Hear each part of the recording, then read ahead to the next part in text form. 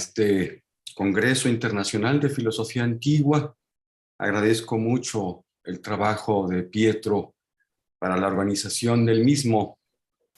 Le damos la bienvenida a todos. Les deseamos lo mejor para este Congreso y de ojalá resulte en oportunidades de generar contenidos que luego podrían ser publicados y ser difundidos para toda la comunidad universitaria. Ojalá sea para bien de todos y les deseo lo mejor en este congreso. Gracias.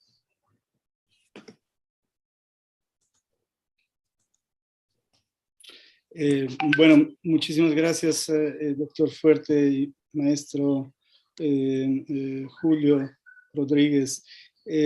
Yo, antes de empezar y introducir un poco esta primera sesión, quería agradecer yo también por mi parte a todas las personas que han permitido la realización de este evento, que va a ser bastante largo, como saben. Entonces, el jefe de departamento, Alejandro Fuerte, el maestro Julio, como coordinador de la maestría en estudios filosóficos, el maestro Antonio Ceja y sus colaboradores, como Emanuel Chacón, que es nuestro ángel de la guardia, y luego el maestro Alonso Solis, el director de la Biblioteca Iberoamericana Octavio Paz, de donde estoy transmitiendo ahora, que nos concedió su espacio para transmitir, el personal de la biblioteca que me está asistiendo, el licenciado César Gustavo Victoria, y todos los invitados que han aceptado de participar como ponentes y como moderadores. Muchísimas gracias a todos. Les doy la bienvenida. ¿Cómo vamos? Quiero únicamente decir algunas palabras sobre la organización de la conferencia. Originariamente eran un día o máximo dos, y luego se han añadido muchas otras personas, invitados, y las cosas ha aumentado un poco, pero ahora son 4 días. Ahora son 4 días y muy llenos, podríamos decir. Entonces, me he dado cuenta que el espacio, por ejemplo, para el debate será un poco sacrificado. Y de esto lo siento. Tendré que estar un poco estricto con los tiempos para garantizar que no nos vamos a extender demasiado. Y luego hay también personas que nos siguen, que no sé si hablan español, entonces tendremos que pasar poco del español al inglés, así como se pueda.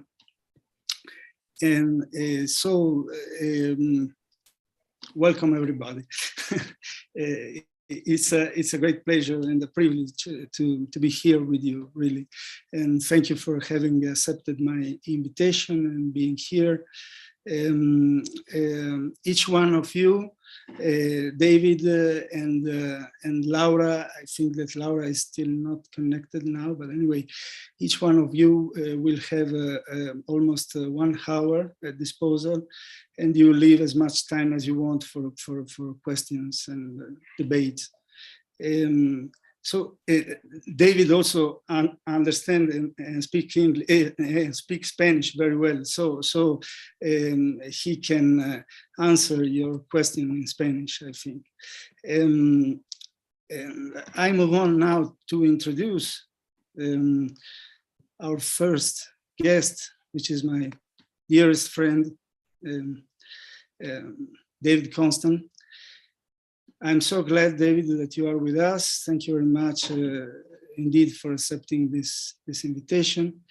And David, besides being a friend and a wonderful person, is also a point of reference for many of us who are in classical studies. and ancient philosophy. And so the biographical note that I'm reading now is perhaps too short and does not really account for all that he has done in this field. So David Constant is professor of classics at the New York University. He has written books on Greek and Roman comedy, the ancient novel, Epicureanism, friendship in the classical world, the emotions of the ancient Greeks, forgiveness, beauty, and most recently, the concept of sin. He is a past president of the American Philological Association, now Society for Classical Studies, fellow of the American Academy of Arts and Sciences, and honorary fellow of the Australian Academy of the Humanities. So let us welcome David Constant, who will give a speech now on Xenophon and the limits of knowledge. David, please, you can start anytime you want. Thank you all very much. I sort of thought from the program I was coming second, but I'm perfectly happy to speak first. Just because we started a little bit earlier, and I think that Laura is still not here, and so we can switch, I think, just to... Fine. I'm happy to come and start. I will share my screen. Siento mucho de hablar en inglés. Bueno, para unos es más fácil, para otros menos, pero con la pantalla compartida así, se puede seguir el argumento. Así que un segundo, mientras creo que es eso. ¿Se puede decir Xenophon and the limits of knowledge? Bien, entonces perfecto. Voy a comenzar. I recently presented a talk under the title Xenophon's Subversive Socrates, in which I argued that the Socrates that Xenophon represents in the memorabilia is not as innocent as we might suppose. In fact, Xenophon, while defending the virtue and positive impact of his mentor, reveals, perhaps inadvertently, the qualities of Socrates' arguments and behavior that would have led to his condemnation on the grounds of impiety and corrupting the young. In particular, Xenophon's Socrates seems to hold a skeptical view of knowledge, including moral knowledge, that might well have perturbed his fellow Athenians. In this talk, I would like to explore what we might call Socrates' epistemology of doubt in somewhat more detail, and further to situate Socrates' conception of the limits of knowledge and the consequent humility and uncertainty that it entails in a wider context. To tip my hand, I will maintain that Socrates' posture is potentially a healthy one for any body politic, most especially when deep conflicts and tensions threaten the unity and stability of society. So that will be my argument. I propose to concentrate on Socrates' analysis of justice, which represents, I believe, the most elaborate and systematic discussion of Socrates' view on any given topic in the memorabilia. The passage is to be found in the fourth book and runs from chapters 1 to 4. It includes apparent digressions on the philanthropic nature of the gods and on other matters, which I hope to show are crucial to the overall argument. At one point in the argument, to which we shall return, Xenophon protests, but neither did Socrates hide his view concerning what is just. Now, why, we might ask, would anyone be thought to hide their view on this subject? What sort of view might this be?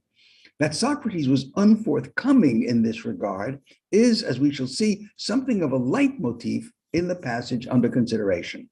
So to begin, after a brief preface in which Socrates expatiates on how difficult it is to find young people who are both willing and able to learn, Socrates lights on Euthydemus, and after humbling the lad, who had believed himself to be sufficiently learned, Socrates determines that he hopes to excel, the boy hopes to excel, particularly in the sphere of politics.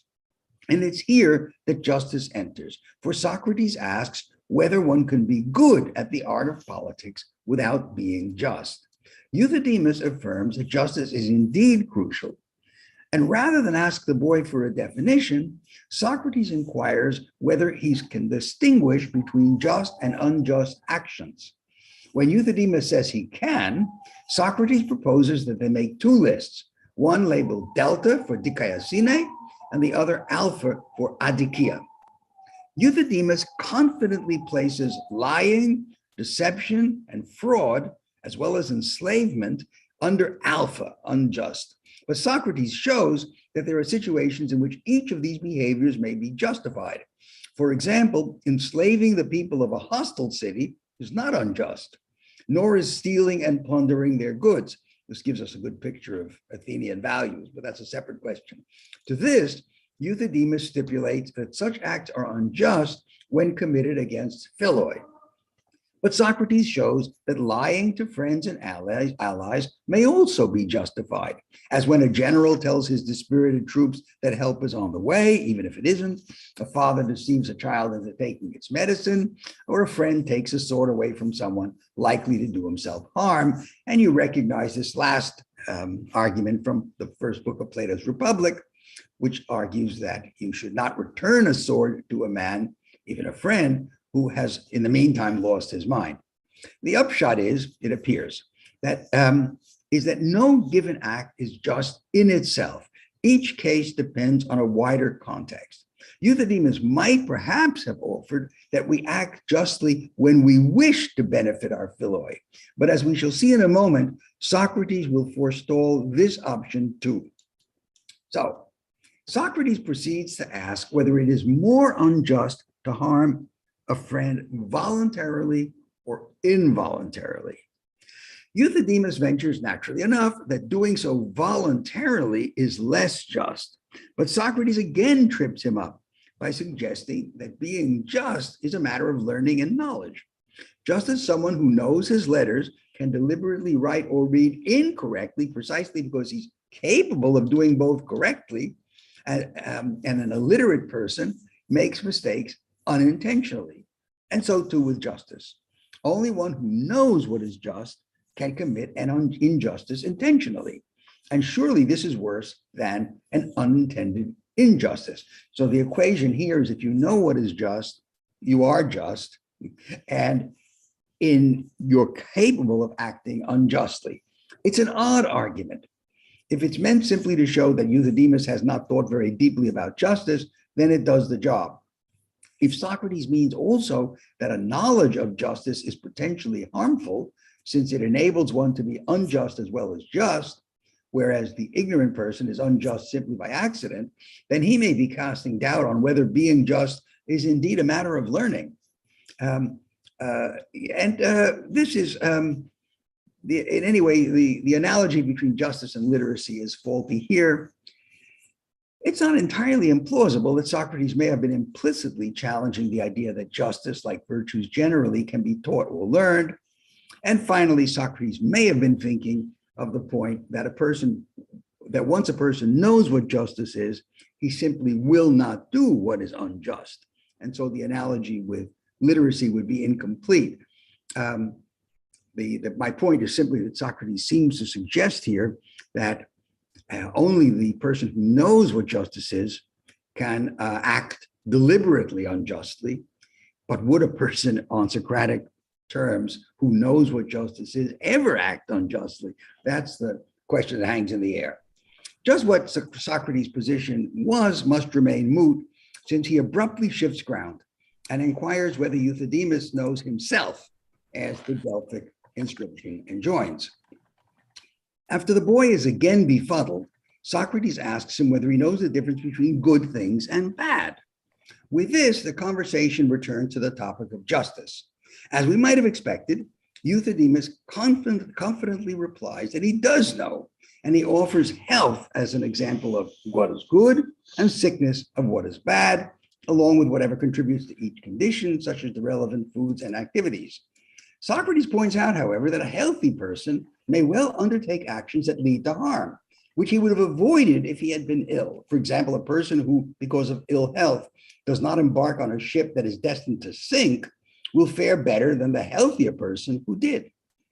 Euthydemus next suggests wisdom or skill, Sophia, as an unequivocally good thing, but Socrates adduces the examples of Daedalus and Palamedes, the former having been enslaved by Minos, they were very clever, Sophia, and the other murdered by Odysseus for their cleverness.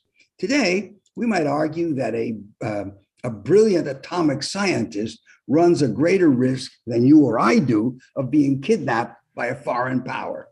So in that case, being really smart, if I were an Einstein, I would be in danger, more in danger than I am being me. Finally, Euthydemus thinks he's got the key to eudaimonein.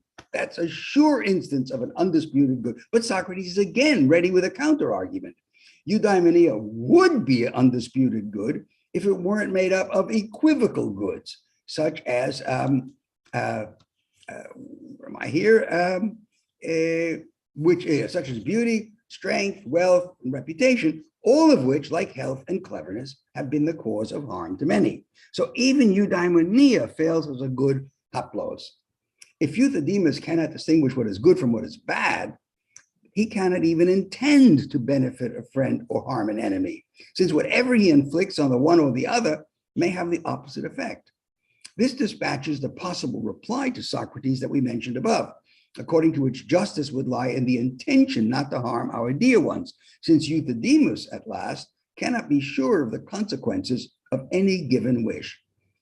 We recall that Euthydemus aspired to be a statesman, and politics is perhaps the area in which justice is most salient. Socrates thus proceeds to ask him whether he knows what democracy is, or more narrowly, the meaning of the word demos. Euthydemus replies, just noticing now that his name is Euthydemus, I had noticed that before on the connection with demos here, that the demos consists of the poorer class of citizens, a common meaning of the term in this period. And he adds under questioning that the poor are those who are unable to accomplish what they need, whereas the rich have an abundance of resources. Socrates replies that many who possess little find it more than enough, whereas for some, such as tyrants, no amount suffices. On these grounds, tyrants must be included in the demos, and those who have little, if they are economical, among the rich. On the surface, this is one more tactic for making Euthydemus aware of how little he knows, and so rendering him susceptible to instruction. And indeed, Euthydemus, in despair, concludes that it's best for him to shut up, since he's wholly ignorant. But in this case, the elenchus has the positive consequence that rather than abandon the company of Socrates, as many others did after being exposed to his cross-examinations, Euthydemus cleaved to his side, stuck with him ever after. Well, are we to understand that learning is never complete and that Socratic instruction is an ongoing process of interrogation? I'm taking this point from the fact that once he imagines that he knows nothing, that he is completely ignorant, he doesn't learn all of a sudden. This isn't enough. He stays with Socrates for the rest of his life. So is there never an end to Socratic instruction? Do those who leave his instruction early always fail to be good, the way Alcibiades did, or Critias?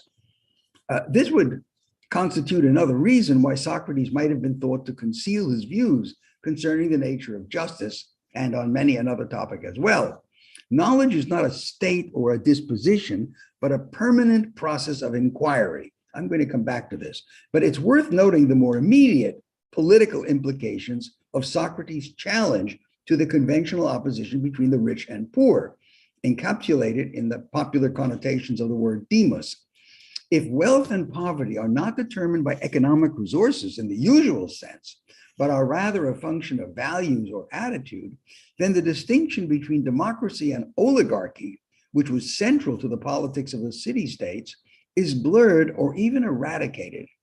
Not only does Euthydemus not know which actions are just or unjust, or what things are good or bad, he is not even able to identify who his friends and enemies are, if, like Athenians generally, he regards the fundamental question of politics as that of which class is to rule. One need think only of the typologies of Plato and Aristotle to see how central this issue was to classical political theory. So if you're going to have Aristotle's or Plato's division into 6 or groups and so on, oligarchy versus democracy, Socrates is here undermining that very distinction. What is more, the erasure of the distinction is not without relevance, as we shall see, to Socrates' own stance on the topic of justice. At this point, Socrates, Xenophon tells us, ceased to perturb the boy and proceeded to explain to him in the simplest and clearest way what he thought one should know and the best way to behave. So he's reduced the boy to helplessness, and now he gives him a lecture. Here we might have expected an account of Socrates' views on justice, which, as Xenophon assures us, he never sought to conceal. If Socrates was ever disposed to enunciate a positive doctrine, this is surely the place. Xenophon first announces that Socrates had less of an interest in making his associates more eloquent, effective, or astute, but sought above all to render them sophrones, which alone could ensure that they would not be all the more able to behave unjustly. Now, here's Xenophon's point. They need to be sophron in order not to behave unjustly, presumably even if they have a knowledge of the just and unjust. So here Socrates seemed prepared to solve the puzzle he had propounded earlier, when he showed that those who had knowledge of justice were better able, and indeed uniquely able, to act unjustly. There has been considerable discussion about the meaning of sophrosynia and Xenophon, but since here Xenophon specifies that Socrates' objective was to make people sophron concerning the gods, we can focus on this aspect alone. Socrates proceeds to offer a remarkable theodicy, which I believe may well have been original with him. He begins by demonstrating that the gods take care to provide whatever human beings need. Evidently a novel idea, since Euthydemus professes that he has never heard of it. Thus, the gods have given human beings day, by which to see, and night so that we may rest. The sun marks the hours of the day, the stars those of the night, and the moon the divisions of the month. The gods are also responsible for the fertility of the earth and provide water and fire and heat and cold in their due season, all signs of their philanthropia and their concern, their pronoetikon, since their care for animals is also for the sake of human beings. The gods have also given us our 5 senses, along with reason and language and communication. Thus, we are able to engage in civic life. They have even provided us with the art of prophecy, and here one will think of the Prometheus Bound, similar ideas presented. Socrates refers then rather surprisingly to an unseen deity who arranges and binds together the entire cosmos. And there is a very unusual idea. I have argued in that other paper to which I referred that this notion of a kind of cosmic demiurge may well have influenced Plato, and that there is evidence of Plato's borrowing this idea in the Laws, which was written after Xenophon's death, and therefore the influence must have gone in that direction. But that's a separate question. Now, Euthydemus might well have protested that in showering their benefactions on all mankind, the gods reward equally the just and the unjust. As the Gospel of Matthew puts it, for he makes his sun to rise on the evil and the good and sends rain on the just and unjust. But Socrates is not out to demonstrate the justice of the gods here, but simply their beneficence. Although later, as we shall see, he will secure Hippias's agreement to the proposition that what the gods legislate is just. That claim, however, Socrates doesn't undertake to demonstrate. It's just taken for granted by both Hippias and by Socrates. Here, however, Socrates cites the ideal arrangement of the cosmos in proof of the gods' beneficence. And to do that, he must have some reason to regard it as good. Now, this is not unproblematic, given that Socrates has just shown that nothing, not even wisdom or happiness, is an unqualified good. So too, not every meteorological event is uniformly beneficial to each and every individual. If it rains, it may be good for somebody where there's a drought, terrible where there's a flood. That's the point I'm making here. Perhaps Socrates means that whereas no particular instance of rainfall is good for everyone in the world, nor of summer heat or winter cold, still the orderly disposition of the whole is good for human life and well-being. That's the point I think I'm going to come home with. Similarly, night not only allows for rest, but provides cover for thieves. And the five senses and reason itself can, like wisdom, be used for evil or be harmful to the bearer of them in certain situations. And assuming this is so, however, that is that Socrates' argument isn't rain is always good for everyone in every context, but it's the general order of things that is good. What does it have to do with the larger argument concerning justice? What does this have to do with the question of justice? The answer will, I think, become clear in what follows in my argument. Here, we may note that Euthydemus does not pursue this line of inquiry. He doesn't ask Socrates that, but he simply worries how a human being might ever compensate the gods' generosity with the gratitude that they deserve. In reply, Socrates urges him not to despair, since the Delphic oracle advises that one propitiate the gods in accord with the laws of one's own city, the law of one's own city. And this too will become relevant later. Immediately after the disposition on the gods, Xenophon returns to the question of justice, beginning with the assertion that I noted above that Socrates never concealed his view of what is just. Rather, Xenophon says he manifested it in his actions, by which he treated everyone lawfully and helpfully. He obeyed the authorities, he did the bidding of the laws, and he was disciplined in the city and on campaign. Xenophon cites three instances in which Socrates obeyed the laws in spite of danger to himself.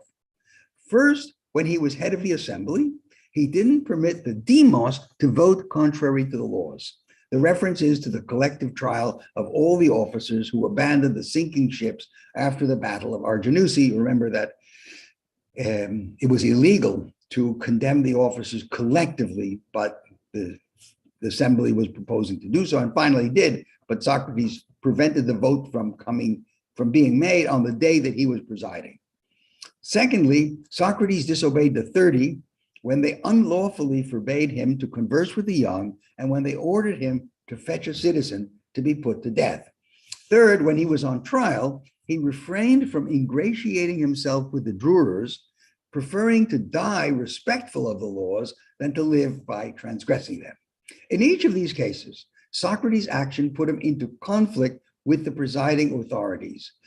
What is more, the clear implication is that in each situation, there were laws that deserved to be obeyed, whether under the oligarchic tyranny or under the democracy in its legislative and judicial capacities. Socrates upheld the laws precisely in refusing to violate them.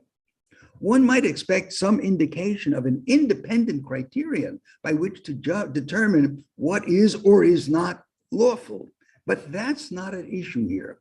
Socrates does not seem to have argued that collective trials or that assisting in a state-ordered execution are necessarily unjust in themselves. That would run counter to his argument in the interrogation of Euthydemus, where nothing is unjust or just in itself. The point is simply that in the given conditions, these actions were contrary to official law. That's his point. They were against the law, not that they were wrong in themselves. In what follows, Socrates records a conversation between Xenophon and Hippias, in which Hippias repeats once more the complaint that Socrates never reveals his own view, but rather makes others look ridiculous by challenging their views. Socrates responds, just as Xenophon had done, by pointing to his actions, which he asserts are far more credible than speech. He has never borne false witness, acted as a sycophant, or led his country into stasis, that is, civil war. Hippias is not impressed, even when Socrates affirms that not wishing to commit an injustice is sufficient evidence of justice. Precisely the behavior that Xenophon cites to show that Socrates was just. Socrates proceeds finally to offer a positive definition. What is lawful is just. To nomimon, dikaion, enai. The two terms he avers signifying the same thing. Laws, Socrates explains, are what the citizens of a polis agree upon and inscribe, indicating what one may and may not do. And one who is nomimos behaves according to these, whereas one who is anomos contravenes them. Now I point to it very emphatically. The laws are what are inscribed. They are not being judged by an objective standard of what is just and unjust. This is Socrates' point in Xenophon describes them. Those who respect the laws perform just deeds, just by doing so. And one who does so is just. Hence, a nomimos or law-abiding person is just. And the same is true for the reverse. A law-abiding person is unjust. On the face of it, this is a surprising claim. Surely one would think that some laws at least are unjust. If so, this would require some criterion by which to judge them, and not a blanket rule to abide by them willy-nilly, whatever the case.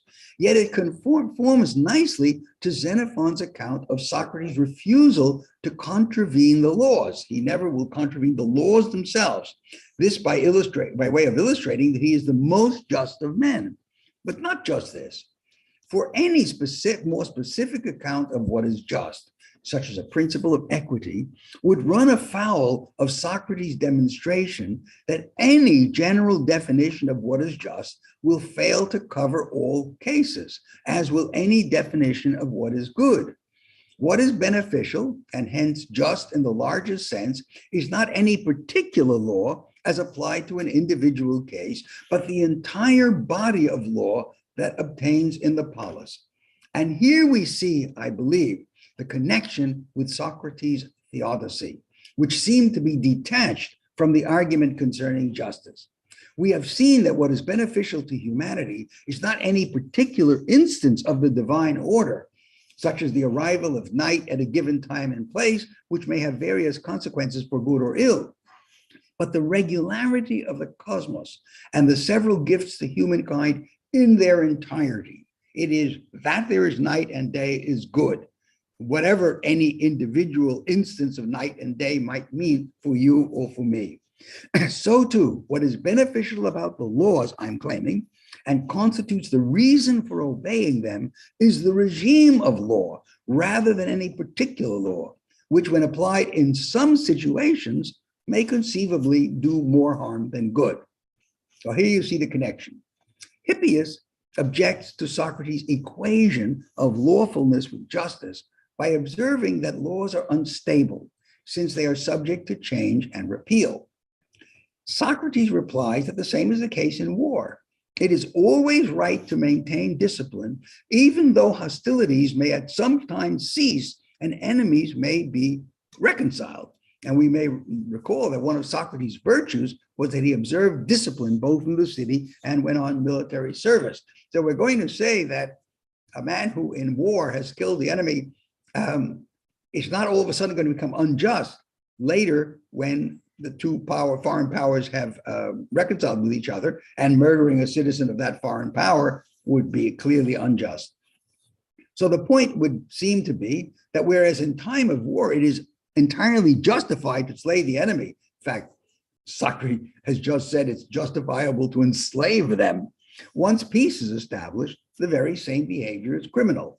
So too, acting according to the law is always right, even if once circumstances change, and with it, the laws that are in effect, the same behavior that was previously deemed just might be unlawful under the new regime. But this does not undercut the duty always to heed or respect the law. So if it's now an oligarchy and they've repealed certain laws, I was right to do this under the democracy. I would be wrong to do it under the oligarchy, because respecting the laws in place are the ones that is what we're enjoined to do. We have seen that Socrates preferred to observe the law under the democracy and under the tyranny of the 30, although individual laws no doubt differed between the two governments. It is law itself that matters.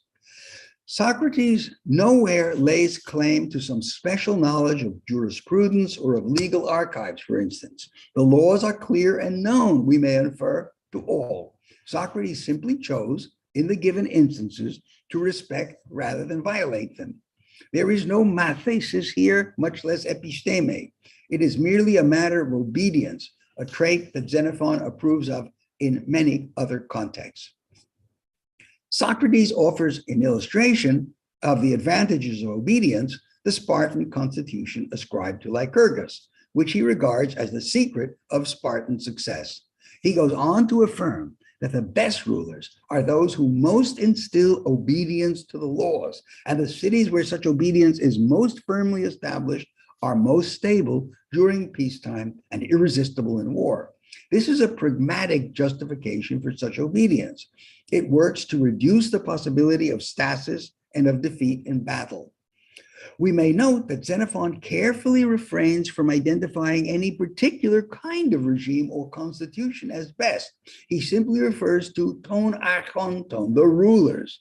Nevertheless, the mention of immediately afterwards of senates and of the best men, haite gerousiai, kaihoi aristoi, as those who most encourage civil concord, which Socrates deems the greatest good for cities, suggests that he still has Sparta in mind as a model, because their senate was called the Gerousia. This does not apply to Athens.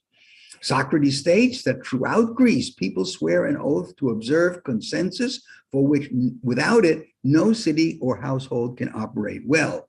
With an uncharacteristic rhetorical flourish, Socrates insists further that law-abiding behavior is the surest route to individual respect as well, since such people are trusted by all, and almost everyone prefers to be their friend or ally rather than a personal enemy or foe. Socrates wraps up his mini lecture with a QED, quod erat demonstrandum. I have demonstrated that lawful and the just are the same thing.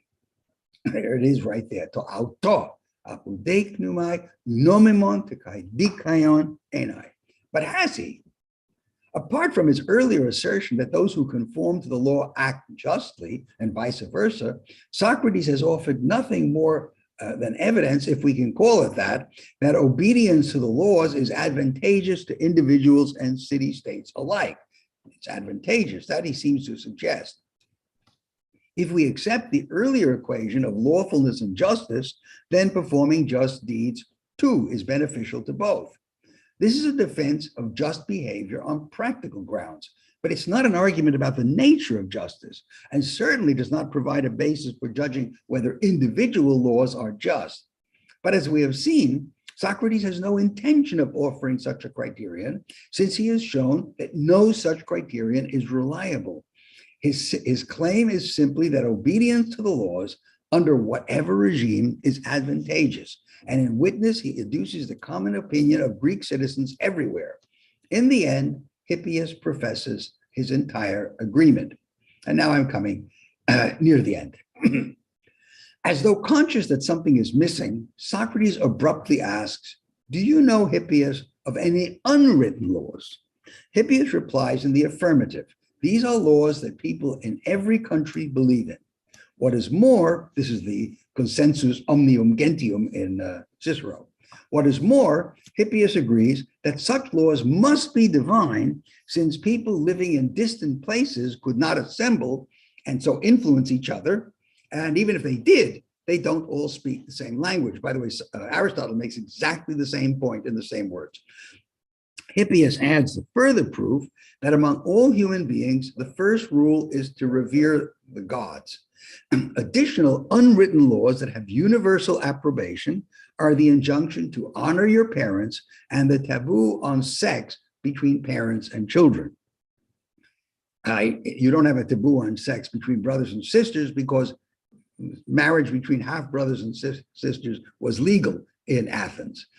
So to this, Hippias says, he demurs, he disagrees on the grounds that some people transgress the rule, that is, there is incest. Socrates offers in response a further distinction between divine and human laws. Those who transgress divine laws cannot escape suffering punishment, whereas those with human laws, some offenders do escape. In the present instance, such incestuous unions are punished because they result in defective offspring, since only one of the partners will be at his or her prime when the seed is in top shape. This argument would seem to hold for children resulting from any cross-generational units, but perhaps Socrates or Xenophon had some further proviso in mind. In any case, the fourth law promulgated by the gods is that it is everywhere regarded as nomimon to reciprocate good treatment. And what's more, those who do not do so end up deserted by worthy friends and are hated for their ingratitude. The legislator of such laws, Hippias agrees, which contain their own penalty, is superior to any human being. And since, as Hippias concedes, gods legislate what is just, Socrates concludes that they too maintain what is just, that what is just and what is lawful are the same thing. Well, now, once again, the conclusion, which terminates the discussion of justice, seems only loosely connected with the preceding argument. Socrates' demonstration that there are unwritten universal laws serves to show that the gods do legislate, and since they are assumed to be just lawgivers, it follows rather loosely that they too equate respect for the laws with justice. Socrates says nothing about the priority of divine law, though it is plausible to assume that such nomoi take precedence over human laws if there ever arises a tension between them in regard to a specific action. However, since unwritten laws are not officially recognized, they would have no standing in court. In any case, they are more like general guides for conduct, and Socrates, unlike Antigone and Sophocles' tragedy, plainly did not invoke unwritten laws in refusing, on 3 occasions, to defer to unlawful demands. The law, and here's a very important point, he never said that I'm not obeying the 30 or I'm putting off the vote in the assembly because there are unwritten laws that are higher than this, the way Antigone does in the play. What he says is that behavior is against official law. He doesn't speak unwritten divine law at all. He just says it's against the law. He doesn't invoke this argument about unwritten laws at all. So the laws are a package. One is duty bound to respect them all without exception. And yet, as Hippias remarked, laws do change. While, as Socrates maintains, this is no reason to treat obedience as optional, there is here at least an implicit reference to the process of legislation in which old laws may be repealed and new laws instated. There will surely be different views expressed in debates in the assembly or in the Spartan Senate or Gerousia. Although Xenophon Socrates does not explore this aspect of legislation in the passage under consideration, he must have recognized that people would differ on whatever grounds in their estimation of the justice or utility of any given bill, just as they might in discussing one or another law among themselves in unofficial contexts.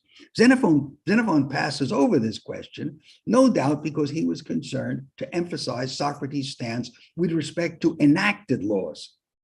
So if there's an enacted law that says I mustn't do this, then I must not do it. But I may not really like that law, even if I can't give you a totally perfect explanation of why, because my command of what is just and unjust is not perfect, and there is no such command. But I might like it, but then it's up to me to argue in the assembly for its repeal and see whether I can convince other people to do so. I'm perfectly free to do that. Xenophon and Socrates never say anything like it. So whether or not one voted for or against a given piece of legislation, once passed, it was binding, an inseparable part of the laws of the land. It is this commitment, sanctified, as Socrates says, by oath in all polis, that promotes harmony at home and wards off enemies abroad. I think, however, that we may be able to eke out a further implication of Socrates' posture regarding justice. Although we all will have preferences concerning any individual law and may argue over its pluses and minuses, we inevitably do so without possessing a sure criterion by which to demonstrate that any action that law enjoins is necessarily just or advantageous. Sometimes it will be, sometimes it won't. The only justice, the only advantage derives from our obedience, not from the terms of the law itself. Socrates' view thus implies a certain epistemic doubt, an awareness that we might just possibly be wrong in our choices. Such intellectual modesty would enable us to accept laws that run counter to our sense of right, provided that they were legitimately enacted, and to remain law-abiding even when parties of which we disapprove are in power.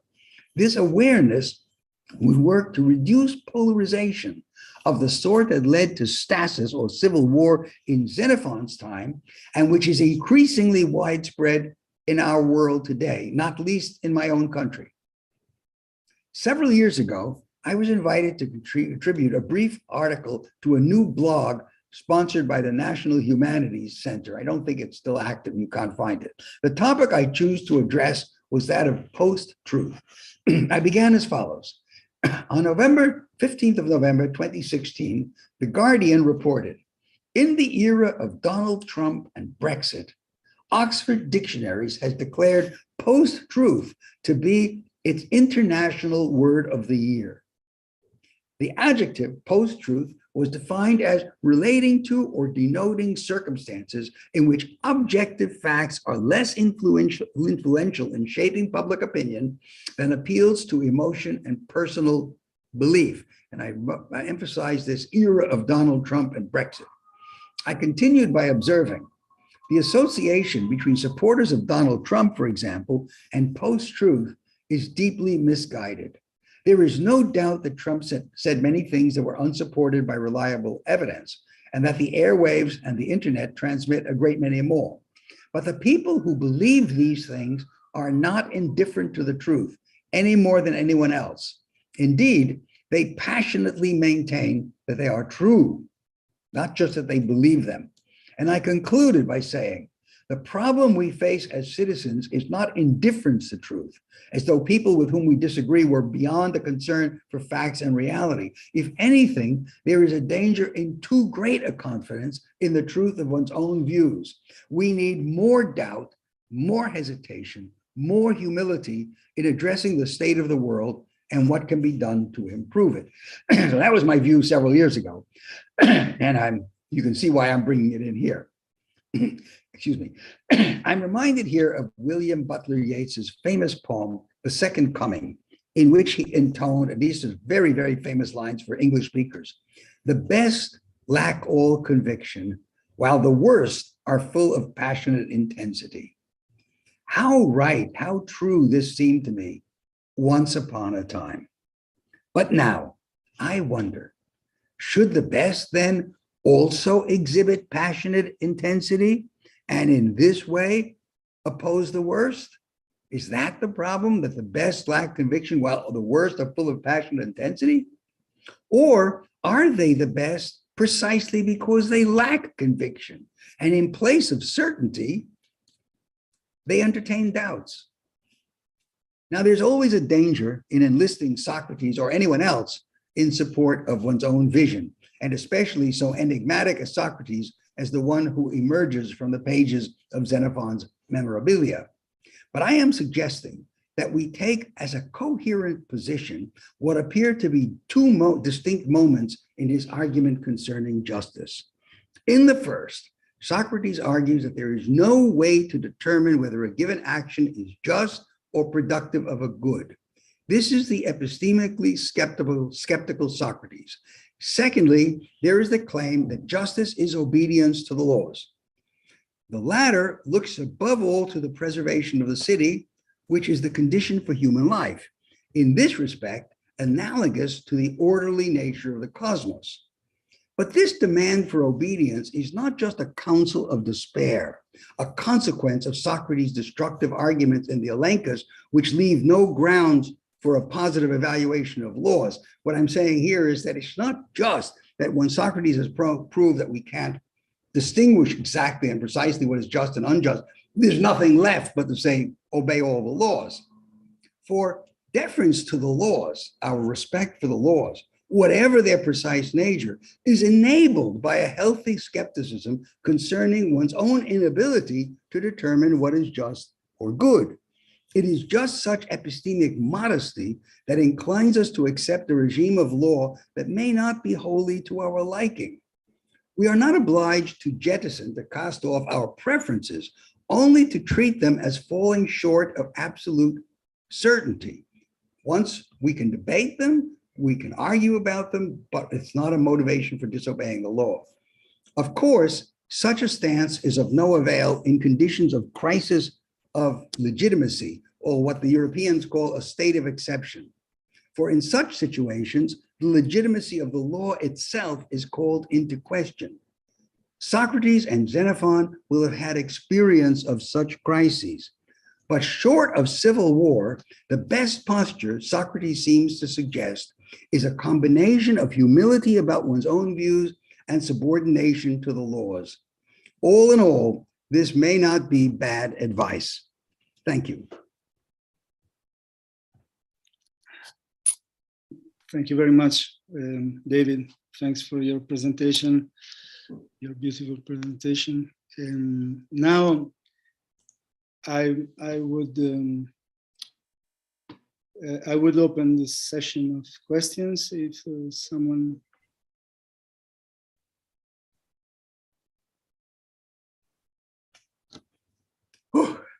I'm covering my breath after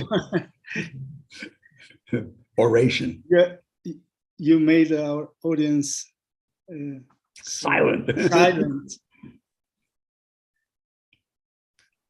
Well, the problem is the text of Xenophon may not be as. Oh, I see a hand coming out, Joshua. Josh.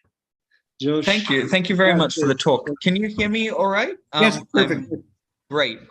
My home internet is out, so I'm zooming in under non-ideal circumstances. Thank you very much for the talk, which I found very interesting. In my introductory class, I just finished teaching King's letter from Birmingham jail, which I suggestively place after the Republic. But you're making me think that the connection between these ideas is a little bit more complicated. I'm not sure I'll worry the introductory students with that. But let me ask a provocative question. How then does Xenophon's Socrates, on your account, differ from the Thrasymachus of the Republic? I mean, the obvious difference is that Thrasymachus takes the skeptical conclusion to justify a sort of disregard for all law, whereas Socrates takes it to justify deference for them. But is that just the difference? I mean, is there some further thought there that allows Socrates to avoid the sort of Thrasymachsian posture towards the law? It's a very good question. And what I would do when I am filling out this discussion further is make reference to the conversation that Xenophon reports between Alcibiades and Pericles in the first book of the Memorabilia. There, the young Alcibiades interrogates with a kind of Elenchus the older statesman Pericles about what laws are just. And Pericles says there are laws that are enacted properly and under any type of regime. And finally, Alcibiades said, what about under a tyranny when they are simply enforced or forced upon the people? And there Pericles hesitates and says no. And he finally concludes that people have to be persuaded rather than obliged. And Alcibiades says, well, but in a democracy, aren't the rich forced to obey? And therefore they aren't persuaded, but they are compelled. So there is a further argument to be made that procedures of law will be fair enough that adequate discussion is allowed. And in that sense, there is persuasion. But that once the majority is convinced, the minority, while their rights are respected, have to obey the laws that are put in place. Pericles never gets around to making his this argument clearly. In fact, what he says is to Alcibiades, he says, well, when I was your age, I like to have those kinds of discussions too.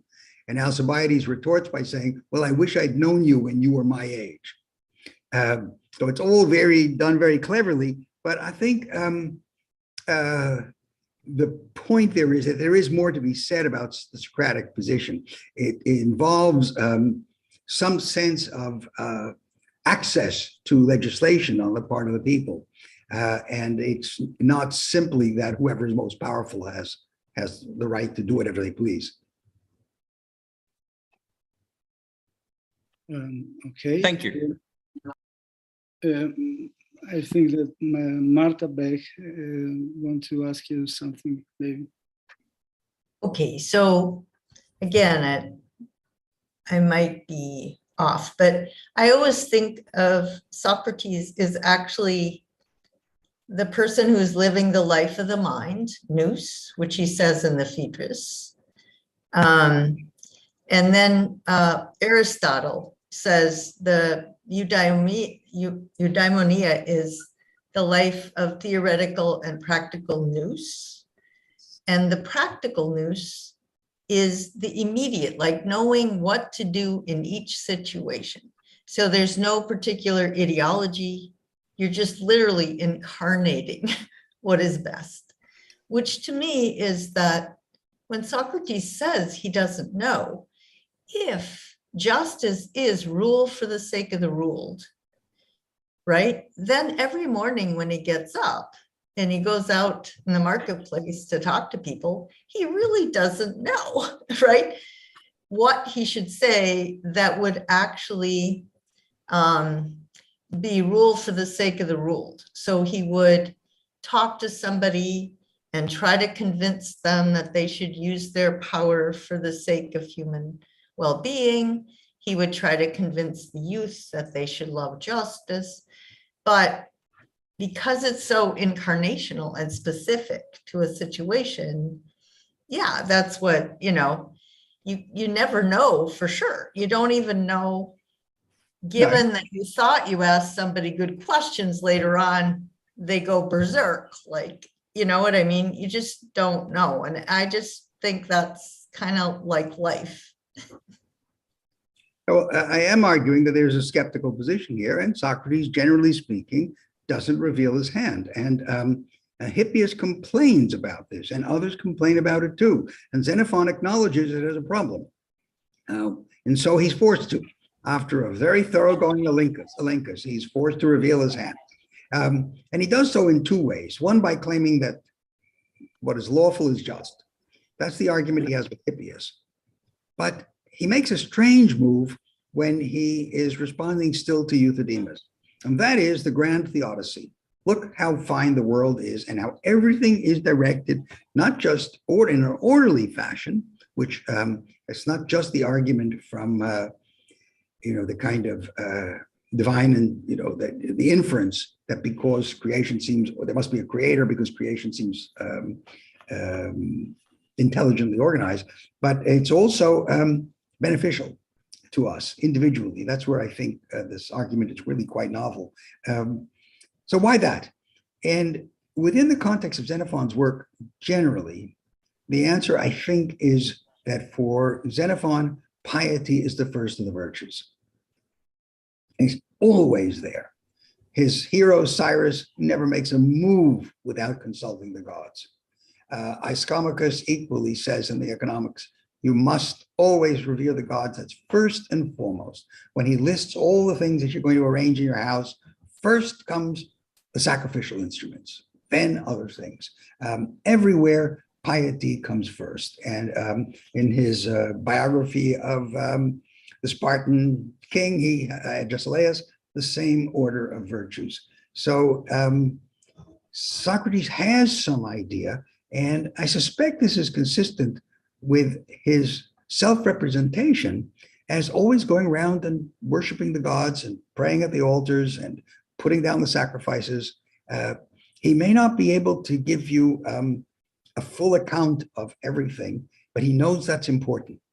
Xenophon at least has drawn this conclusion from Socrates' behavior. So that's I think his teaching. When he comes to a positive teaching, that's where it lies. Could I ask? Oh, okay, fine. Thank you. Now I think that Laura Candiotto has a question for you, and then after Laura, Florencia Castro Pozzi. Yes, thank you very much. Thank you very much, David, for this great talk. I really like how you stressed the connection between intellectual humility or modesty and piety in Xenophon. I'm wondering what could be the clear intellectual vice, if we think in terms, in these opposite terms of intellectual modesty in Xenophon, has to do with hubris as it is in Plato most of the time, or is it different in this case? And I was also thinking about the connection with courage. Does courage play a role here in terms of this courage to the truth, or telling the truth in this regard? That, yes, here I'm thinking about, parousia and all this discussion. Socrates is clear. Courage can lead to bad things. It's not a virtue in and of itself. As people, he doesn't distinguish between being courageous as a mean and overbold as something. So I think maybe I put it another way. When the word athumia and its adjective verbs and so on, adjectives and verbs, meaning despondency, a complete collapse of the will. When there's a very good description of the troops in the Anabasis subject to athumia, when they feel they've been betrayed and Cyrus has been killed and they're left on their own in the middle of Persia.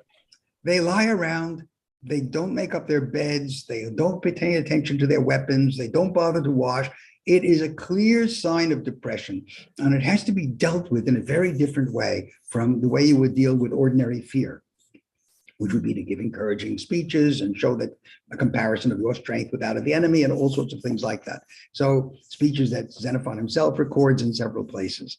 So when people are really depressed, then they are finally opened up to reasoning. This is very different from the thauma that Plato thinks is important. It is not just wonder at things, although conceivably the description of the universe arouses some such wonder, but it's aroused as a way of getting the initial thing you have to do is to lose your confidence that you knew. That is the place. And normally in the Platonic dialogues, Plato's interlocutors, his antagonists, don't reach that condition. They don't sit around and say, Socrates, I realize now I'm a complete fool. I am worse than a slave. That's what Euthydemus says. I'm worse than a slave, and I have nothing to say. I must shut up. And so from now on, all I will do is listen to you forever. They don't get to that in Plato, what they do in Xenophon. So I think there may be a really sharp difference. Or maybe they want, but they can't, right? Alcibiades said, I will follow you for all your life. I'm ashamed of my mistakes, but then you can't do it, right? Well, for Xenophon, their problem is they leave too early. They were not good people to begin with. They came to Socrates. While under the influence of Socrates, they were fine. And then as soon as they left him, all the wisdom goes away because they're sure of what they do.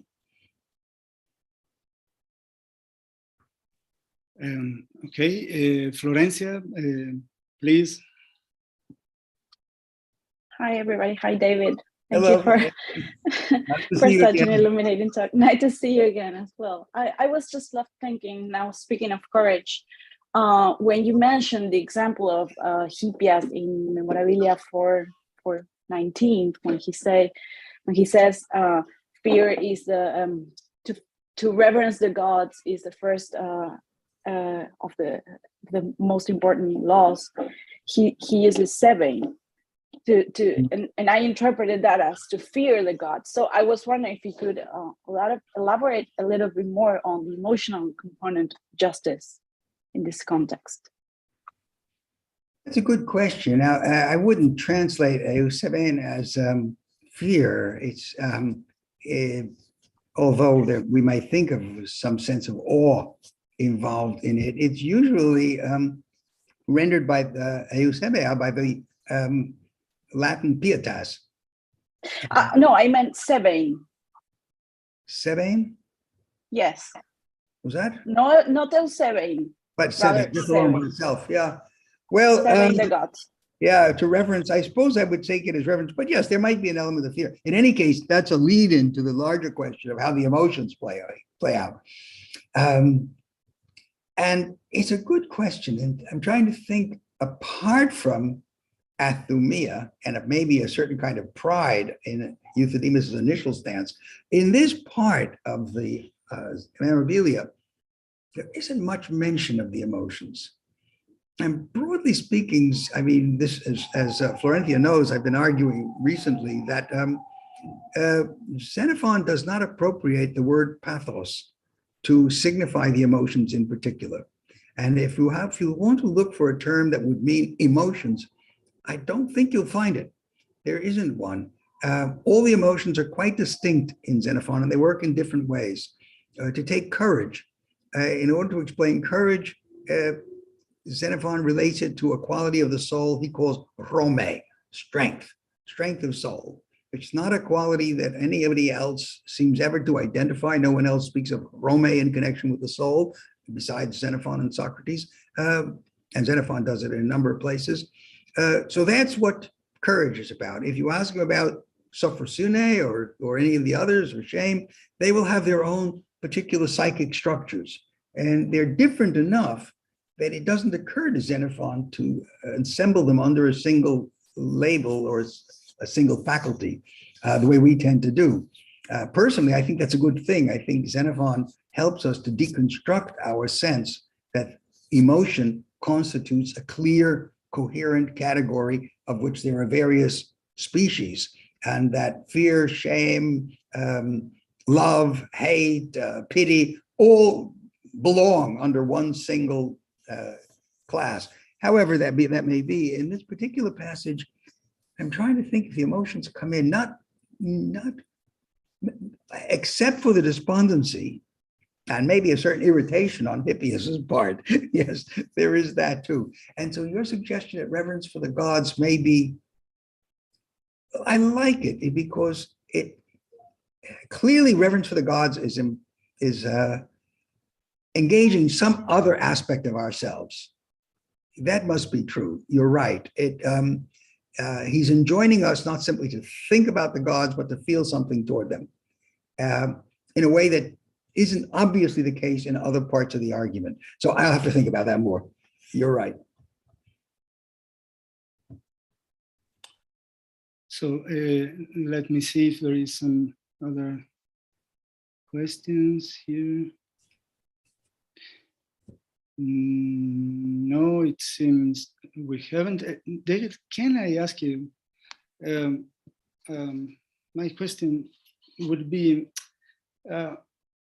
what are the implications of Socratic theodicy on political justice? I understand, of course, that it is about pietas, piety, so a pious way of living. So it is a correspondence, I think, no, between an unwritten nomos, sort of lex naturalis, and the cosmic order. But is this not a feature, a general feature of archaic thought in general? I don't know. I think, for instance, the Milesians, Anaxagoras, and so many others, also Plato later. And so why should the Socratic discourse on justice, divine and political justice, sound so strange to the ears of the Athenians? And why are they so bothered by Socrates in particular? Which could be the reason in particular for this? Well, what it was that bothered the Athenians in general, there are different ways of characterizing it. What struck me in this passage is that by speaking of an agent that organizes the cosmos, specifically one, and that's very curious here, Socrates might well be looking like he's introducing a new god. This puts his whole argument in danger in defense of Socrates, that Socrates never introduced new gods. He only worked with the regular gods. Why on earth does he have Socrates? I mean, okay, the gods could be arranging collectively the universe as it is, but why have one god in particular responsible? He doesn't identify that god as Zeus. He doesn't say it's any of the particular gods. He just says, and then there's the god. Part of the argument there has to do with whether you can believe in things that are unseen. And so just as the soul animates the human being and we see its effects, but we don't see the soul itself, so too with the gods, we see their effects, but we don't see the god itself. And so, or himself or herself. And so we see the organization of the cosmos. And so there must be something behind that. And corresponding to idea of soul in the body, it's the invisible deity. But it's a deity, it's one deity. It's very clear in Xenophon, and it's not the daimonion. So if Socrates could, and he does in Xenophon in various ways, defend himself against the charge that the daimonion constitutes a new god, or even there, the way that Xenophon presents it is very curious. He says, everybody judges by signs and omens. So that's fine. And he might have wanted to say then, well, my daimonion is a sign or an omen. So just like birds flying over, I have a daimonion by which I make inferences. But Xenophon doesn't have him say that. He has them say, no, they go through birds and omens and voices, whereas I have a direct contact with the gods. I'm directly in connection. That's just the kind of hubris that you would think would irritate the Athenians. And remember that Xenophon also believed that in his apology, Socrates deliberately provoked the jurors to kill him, because he thought it was time to die. But in this, so in this passage, I'm not quite sure why Xenophon ascribes to him that view, but it's that view that there is a particular God organizing this universe and responsible for it. And what is more, second point, that this universe is designed to be specifically beneficial to human beings, but I don't find in earlier writing. And not even in Plato, except, for Plato, the universe doesn't function perfectly because matter doesn't subordinate itself entirely to form. So Plato has a different way of explaining why it is that the universe doesn't work perfectly. But Xenophon isn't making that claim. He's making the claim that it does. It does in all cases. And what's more, that it always works to the benefit of human beings. And the only place I've found something really similar is in the 10th book of Plato's Laws. But so, David, you think to this, you think of this God as a personal, ineffable, personal God, possibly. Demiurge, yeah. And it couldn't be, for instance, the same deity that Plato mentioned with the law of Adrastea, or Heimarmene, for instance, something more impersonal. No, he doesn't. No. Not the way he speaks of it. He speaks of it as very personal. It's a masculine pronoun. Okay. Well, thank you, David. Now is Thomas Moody has a question for you. Toby, whom I'm going to see in a little while. Hi, Toby. Yes, good to see you. Thanks for the talk. One point that I had thought of just in relation to this idea of Socrates' view on the gods and a sort of special creation is the story that Plato has Protagoras actually tell in the Protagoras, where he kind of reconfigures the myth of Prometheus as the creator. And it seems similar to me that there's the idea that the gods, that Zeus in particular gives justice and the art of politics to humans out of pity for them and wants them to do well. And it was interesting to me in that case that I think it's a similar kind of mythical vision, theodicy, but in that case, Plato attributes it to Protagoras rather than to Socrates. Mm-hmm. It's similar to a certain extent. Okay. But remember, there are multiple gods involved. Epimetheus, right? Mistakes, and they need to be corrected by Zeus because human technology gives us everything except the sociable instincts. And we need those for societies to work. So that kind of question was surely in the air, but it's not exactly the same. Where you have something a little bit closer to it, it's not quite the same thing, is in the Economicus, where you do have talk about the gods being responsible for the fact that we have certain sociable capacities, but it's not here. So I left it out of this conversation. Yeah, but it's a good point. Okay, good. Okay, great. Thank you. So there seems to be no other questions. So David, thank you very much. Thank you all for listening. And thank you very much for your talk. Bye-bye, everybody. I'll be here, but thank you.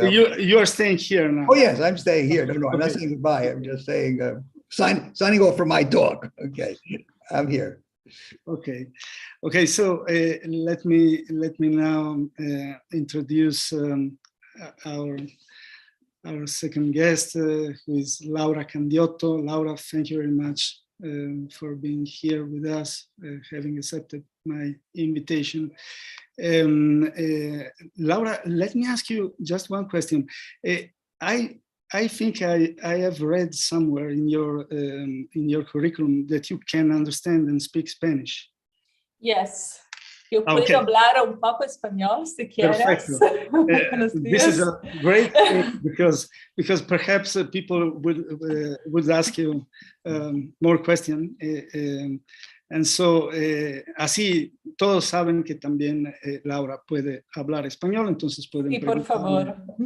Okay, so now I move on to introduce you, Laura. Laura Candiotto is Associate Professor in Philosophy at the Center for Ethics of the University of Pardubice in Czech Republic. She held positions at the Freie Universität Berlin, University of Edinburgh, Ca' Foscari University of Venice, Aix-Marseille University, and her research focuses on the epistemic role of emotions, both in ancient and contemporary philosophy. Among her publications, I will mention The Value of Emotions for Knowledge, published by Palgrave, Emotions in Plato, published by Brill with Oliver Renaud, and then Mimesis and Recollection in Platonic Mimesis Revisited, published by Academia Verlag. And then The Divine Feeling, the epistemic function of erotic desires, of erotic desire in Plato's theory of recollection. And then Plato's dialogically extended cognition, cognitive transformation as elenchtic catharsis in the Routledge Handbook of Classics and Cognitive Theory. And lastly, in Italian, Le vie della confutazione, I dialoghi socratici di Platone, published by Mimesis. I strongly suggest to visit her website, emotionsfirst.org, where you can find her projects, activities, and publications, and of course, her webpage on academia.org. So that said, Laura, you are so much welcome, and the floor is yours. Wow, thank you very much for this very generous presentation. Really, thank you very much. So let me share the screen. Here. Yeah. So. Can you see it? Yes? Okay. So the title of my presentation is Plato, Emotions and Knowledge. I'm going to deliver a presentation, so I'm not going to read, so maybe it will be a bit less precise, but I would like to provide you more like a general overview on the fundamental role of emotions in Plato epistemology. So I would like to start precisely with this quote, with wonder that David already mentioned about Plato. This is the very famous line from the Theaetetus, where it is said that this wondering of yours is very much the mark of a philosopher. Philosophy starts nowhere else but with wondering. And as many of you know, this has been also recalled by Aristotle at the beginning of the metaphysics. So we have this, for it is owing to their wonder that man both now begin and at first began to philosophize. They wondered originally at the obvious difficulties, then advanced little by little and stated difficulties about the greater matters, e.g. about the phenomena of the moon and those of the sun and the stars, and about the genesis of the universe. So here in this Aristotelian statement, we can find a bit more details about the objects of this wondering. So this is really had to do with an investigation about the nature of the cosmos, understanding phenomena, and we will see in a moment that this is also important when we want to discuss the lines from the Theaetetus. And then here I just wanted to read also this quote from Friedrich Nietzsche, because you know this idea that philosophy starts from wonder had a very big history, a lot of luck, I could also say, in our history of the Western philosophy. And so here we have Nietzsche, who said, now for the first time, the everyday appears remarkable as a problem. This is the true sign of the philosophical drive, the astonishment about that which lies before the eyes of everyone. So here it is really stressed this dimension of problem that is in the everyday, and so the philosophical capacity of going beyond the ordinary or finding problems in the ordinary. And this finding problem that is at the beginning of this idea of questioning is here by Nietzsche called astonishment. So, well, what I'm going to do today, I would like to discuss with you what is wonder as a clear instantiation of an epistemic emotions in Plato.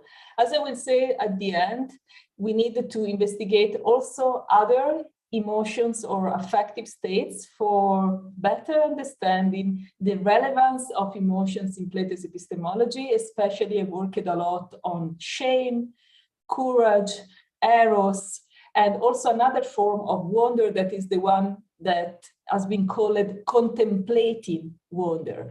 But here today I wanted to start, as it is the beginning of philosophy, with this interrogative wonder. So this Salmazein, this wondering, that we can also, as in English, call it wondering. So with this ing form that really express that is not just wonder as a feeling of being in awe, but this process of wondering about, wondering if, so questioning, problematizing.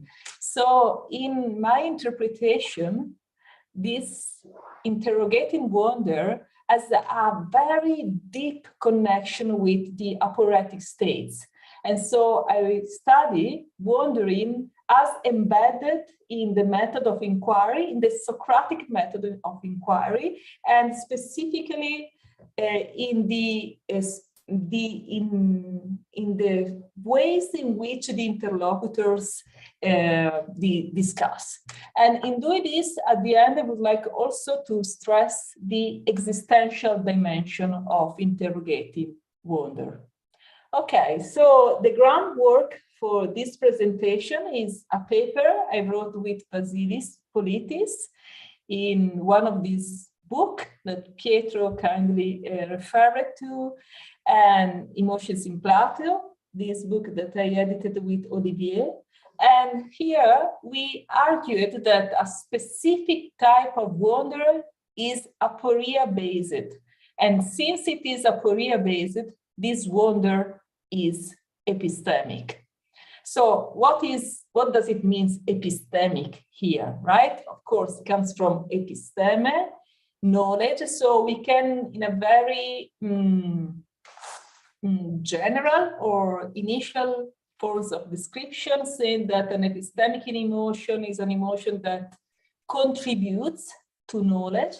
So contributes in terms that can be beneficial for knowledge production.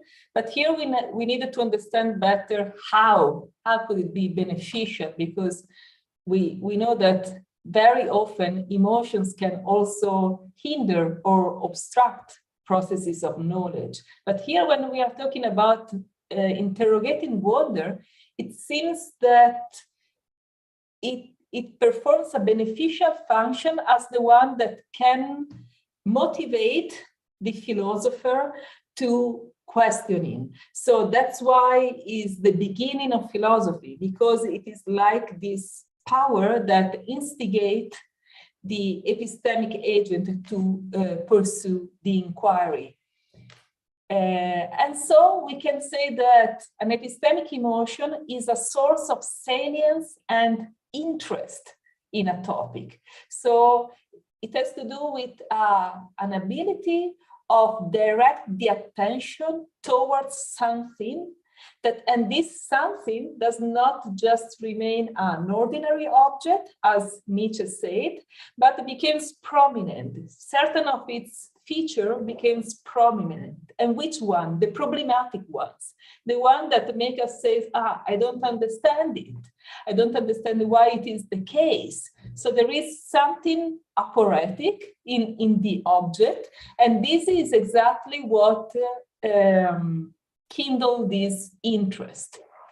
And in the contemporary debate, very often we think about curiosity as a synonym of this. I'm not so convinced by this, because it seems that this curiosity is more like something that is not necessitated by a problem. You can just be curious about how many trees are out there. But in the interrogating wonder, the Platonic ways of understanding the interrogating wonder, I will explain it in a moment. There is a dimension in which the philosopher cannot but inquire.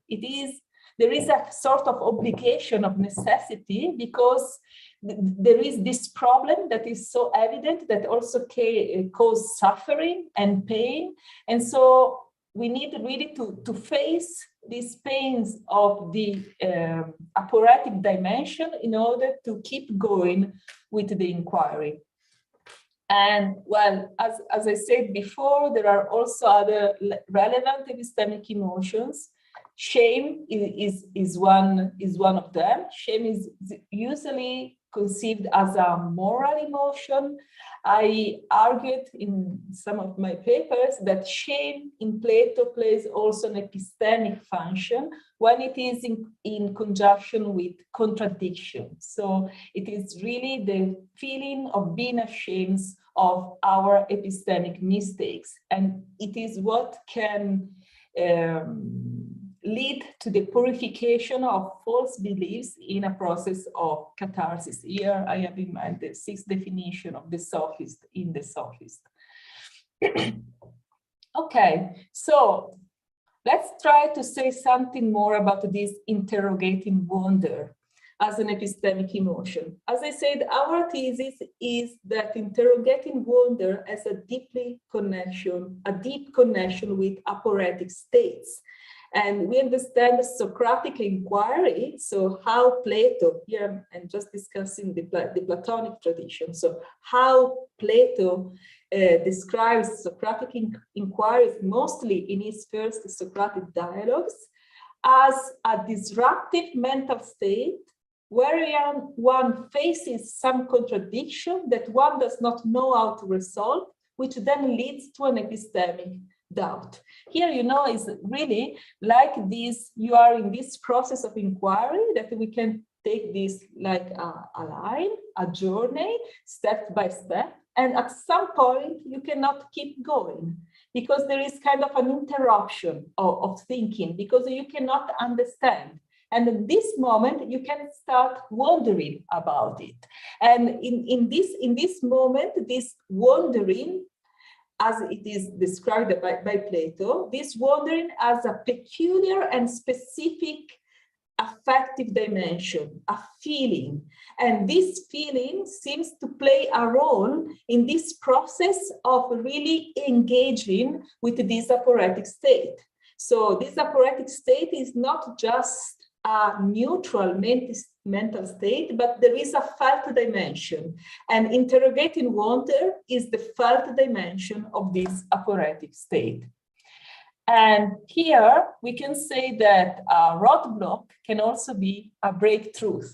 This is something that comes from an interpretation of the zetetic aporia from Aristotle, obviously. So the idea that you can say, oh, well, but if in a process of inquiry you meet an aporetic stage, an aporetic state, then the inquiry just stops. How it could be beneficial for knowledge, but because here we are talking about this interrogating wonder that as an epistemic emotion is beneficial for knowledge, is truth conducive, is bringing the agent to keep going in the generation and creation of knowledge. The reason is that facing this problem can disclose new meanings, and this has to do with the power of questioning. And that's why Socrates needed to keep questioning all of his interlocutors, is really make them recognize that there is a problem. There is a problem in how they understand a specific thing. There is a problem in how they do not know what is the case.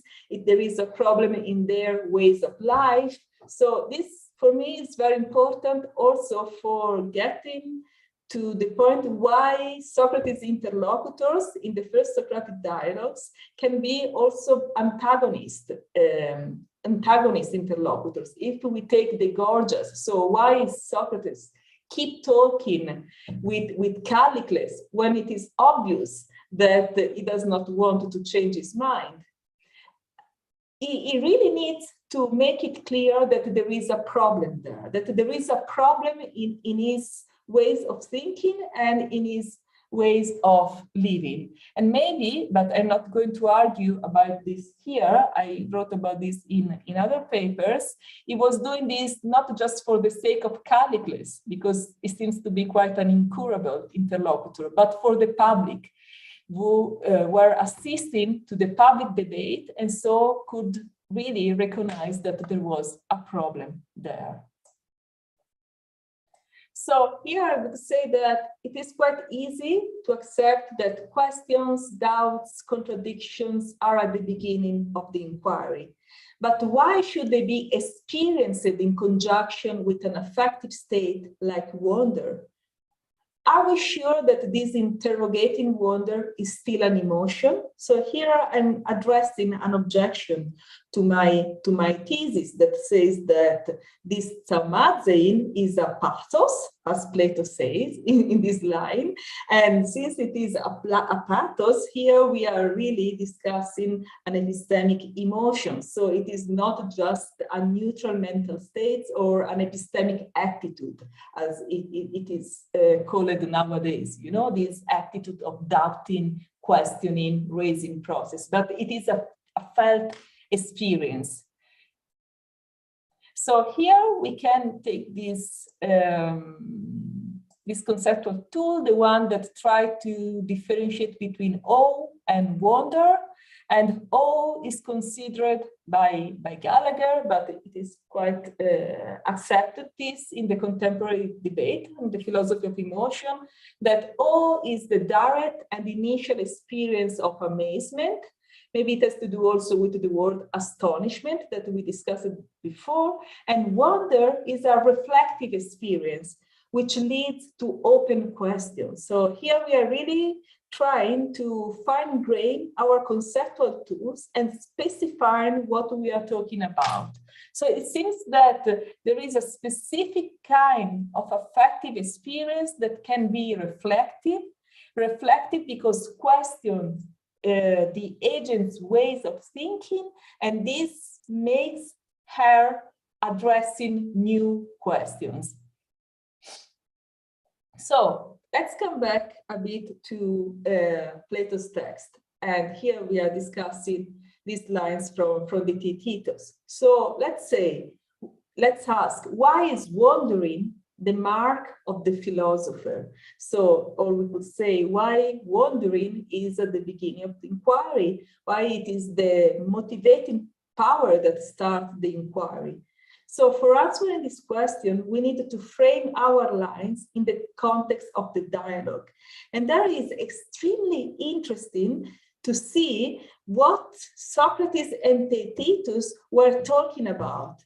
They were discussing mathematical problems about powers, but in particular, what triggered Theaetetus' aporetic states was a problem of understanding change and becoming. He cannot get to understand how it's possible that a thing became greater or smaller by adding something or taking away something. And he also started to face some contradiction. And so this is interesting because he is a mathematician and has shown off his mathematical skills before when he was examining a problem about lengths and powers with Socrates, but then he acknowledged early on that he's not able to find an answer to the question about knowledge and what knowledge is. And this is the key question of the dialogue. And then he acknowledged that he does not have anything adequate to say in response to this question. And it is exactly at this point that they are discussing this question of becoming.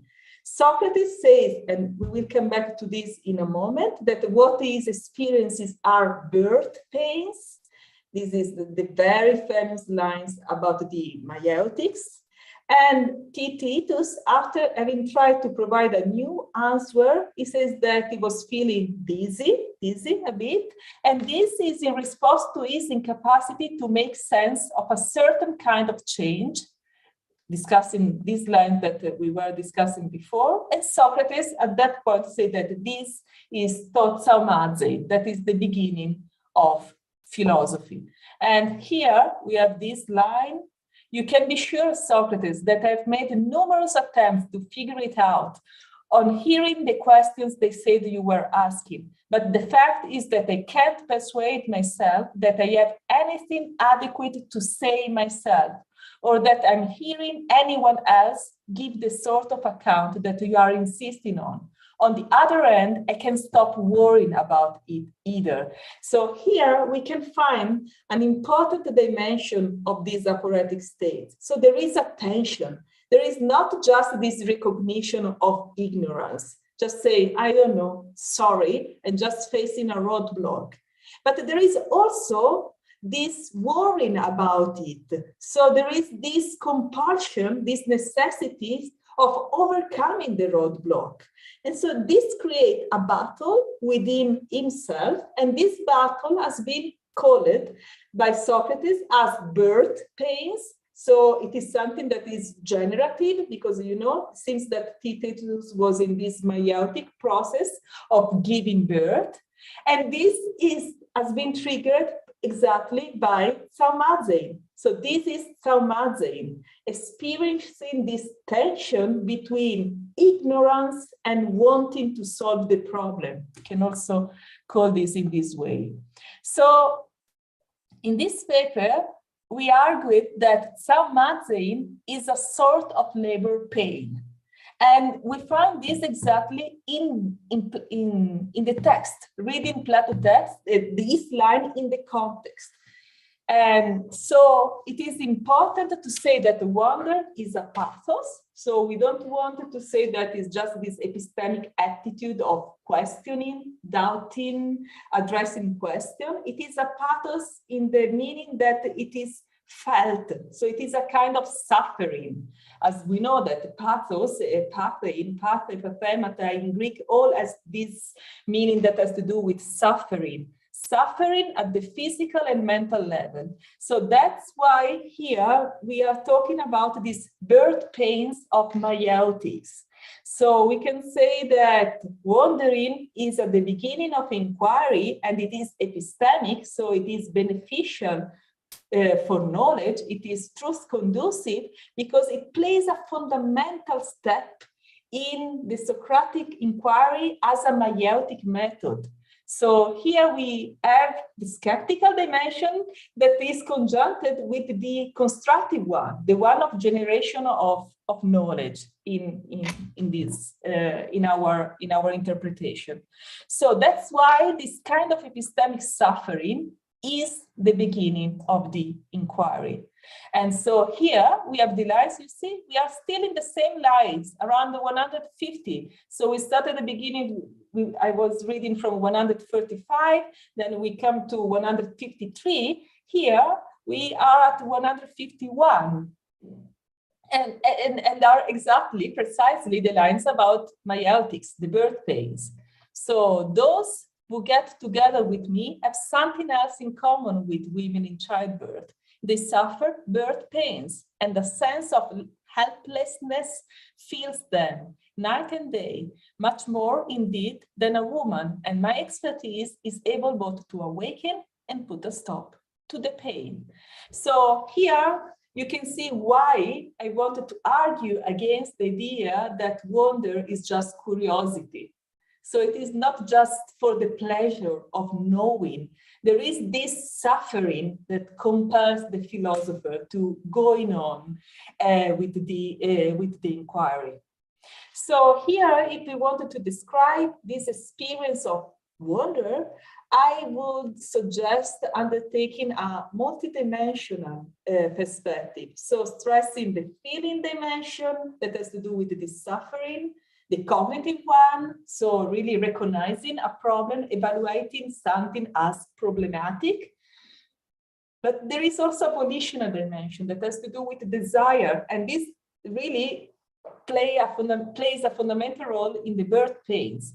Exactly this need of going beyond the aporetic state, not only because you cannot accept suffering anymore, but because the philosopher feel that as something to generate, right? So Socrates was also able to make his agent, at least in how Plato described his art, in making them aware that they have something to generate, a knowledge to generate. And it has to do also with a behavior. So the behavior is really the style, the conversational style. So here, wonder is primarily an experience in which the feeling is not only the one of amazement, so I don't take wonder and awe as the same, but also the feeling of doubt, uneasiness, and the questioning filled by uncertainty and curiosity. So here, we can summarize by saying that interrogating wonder is an affective cum desiderative state directed at knowing. So this is our definition of Zaumazein as an epistemic emotion. And I would also say that there is a unitary and complex, it is a unitary and complex state which triggers the inquiry, which is affective and cognitive from the beginning. And the cognitive and the affectives are always entangled in these real life processes of knowing. Well, here I would like to raise another objection to this thesis that I'm arguing for. And it is the objection that says, well, it is perfectly possible to recognize a particular aporia of the kind that is at the root of philosophical inquiry without being moved or especially passionate about it. All it takes to recognize such an aporia is the recognition of an apparent contradiction. And this recognition, it will be said, is a purely cognitive act and is not essentially in possession of an emotive or desiderative dimension. So here, it's saying this objection really goes against this connection between wandering, and the aporetic state. Here it is said, well, we can have aporetic states without wandering. Well, I think that Plato's philosophy would ask us to reply to this objection by saying that no, wonder is essential to undertake a process of inquiry. Why? Because this process of Socratic inquiry has an existential dimension.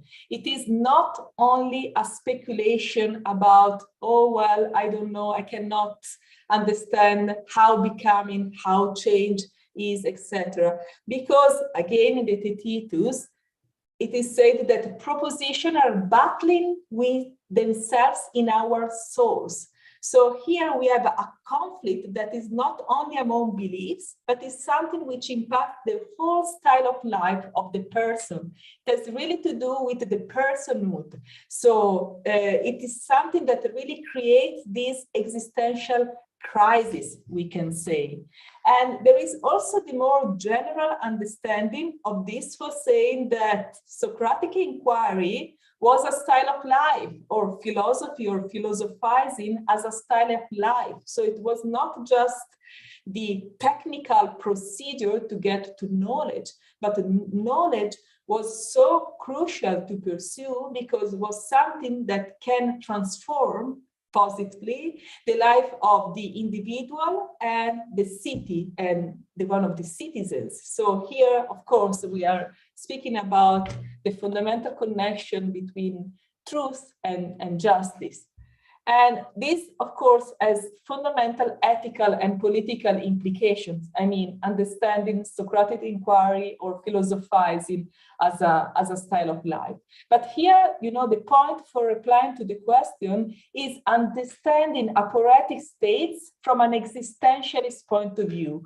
An aporetic state is something that battles within a soul.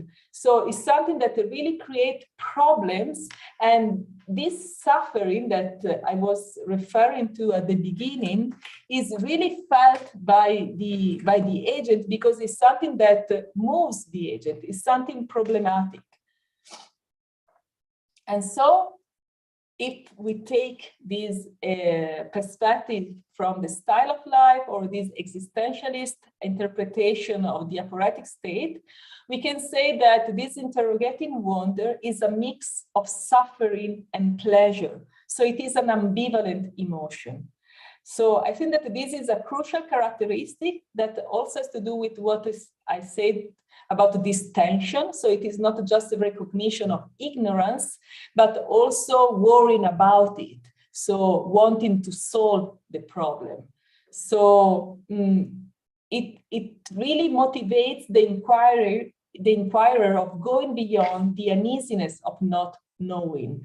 But here also there is another important point that I have already introduced it from the Theaetetus. So the pleasure is not only the one of the release from suffering that is getting an answer, okay? So getting to knowing about it, but that, and so going beyond the aporetic state. It is also the one that derives from the awareness of being in the process of generation of knowledge, or as Socrates said to Theaetetus, the awareness of not being empty-headed, but pregnant.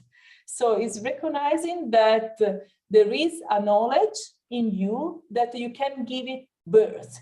And so that's why you are feeling these birth pains, and at some point you will be able to generate them thanks to Socrates. So here we have this question that is quite crucial about a permanent process of inquiry that also David mentioned at the beginning of his talk, right? So here this Socratic method of inquiry is a method that really says, okay, never stop inquiry. And does it mean that we endorse a skeptical attitude? We will never get to the solution, to the answers? Or we can say that no, at some point we will get to some answers. And so wondering is only at the beginning of inquiry. Then in the middle or in the end, there will be no wondering anymore. So maybe we can recognize that wondering can have an epistemic function as motivation, but it is just at the beginning as a trigger. And this could be also a kind of an important objection in recognizing wandering as an epistemic emotion, because it seems that if it will be the case, it would be not constitutive to knowledge, but it will be just a motivation dimension, something that could be beneficial, but is not part of knowledge itself. Well, I would say that this again is an interpretation. There is debate about this, that, well, maybe if we discuss Aristotle and John Sully's as an important book about this, we would say that, well, not at some point we stop the inquiry, we get to some answer, we can build theories and models. But if we keep to the Socratic understanding of inquiry, what is inquiry in Plato's rendering, I would say that the process of inquiry is continuous and recurrent.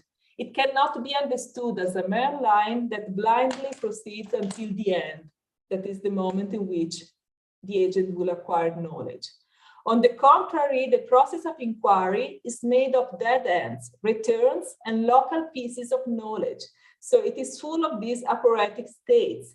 So the aporiae as interruptions of thinking can be seen in this regard as new beginnings of inquiry as a learning process. So here the point is that, yes, you will get to some answers, but at that point you would need to question them again. So there will be new aporetic states, so new beginnings. So we could say that the beginnings are spread throughout the process until the end. So this means that the process of inquiry always generates new questions, new wonders, wondering. So to sum up, interrogating wonder is epistemic in the strong sense of an experience directed at knowing, if it is aporia-based. I described it as an affective cum desiderative experience, and using the word experience, I stressed the existential meaning of wandering. I also say that it is an ambivalent feeling, so we can have pleasure and pain together. And this beginning of inquiry comes every time new questions arise and new answer should be revised. So I say at the beginning that I wanted to provide you also an introduction to this relevance of emotions in Plato's epistemology. And I did so with a focus on wandering, because I take this as a very relevant example for getting to this fundamental role of emotions in Plato's epistemology. But there are also other affective states that should be taken in consideration. And my approach is also try to read them in conjunction. So also to see, well, I say already something about shame, but for example, reading this interpretation of these interrogating wonder along with the contemplating wonder, that is the one that has to do when you meet the ideas, for example, in the symposium. And of course, with eros, that as the Friedrich says, is the most divine among the feelings, because it is the one that bring us close to the ideas. And also there is this strong motivational power as wonder that is really what activates the philosopher, if the philosopher is a lover. But yes, there is also in the words philosopher, a lover of wisdom. So, well, I cannot speak about this today, but I would like to give you also this general perspective of taking what I said about wonder also in connection to these other states. And I would like to conclude with these lines from Albert Einstein: to whom the emotion is a stranger who can no longer pause to wonder and stand wrapped in awe, is as good as dead. His eyes are closed. So here we have this image of wisdom as the capacity of seeing clearly. And so wonder, here we can have also this experience of aporetic states as blindness, but this blindness that can help the philosopher to see more clearly. So here we have this connection with the contemplative wonder. Thank you very much. Thank you very much to you, Laura, for your wonderful talk. Now, let's, David, do you want to ask? Okay, David, please. David, you are silent. I see now. Now, a quick question, Laura, thank you very much. I just wondered, you didn't mention, but it would seem relevant. Crito's ambivalence at the beginning of the Phaedo, when he is feeling two contrary emotions. So here's an interesting place where emotions seem specifically a contradiction between two different and apparently contradictory emotional states, invite a sense of wonder. How can I explain this? Now, I don't think that Thalma in particular is mentioned in that passage, I can't recall, but it would, it certainly looks as though the dialogue is presenting itself as a solution to this initial aporia.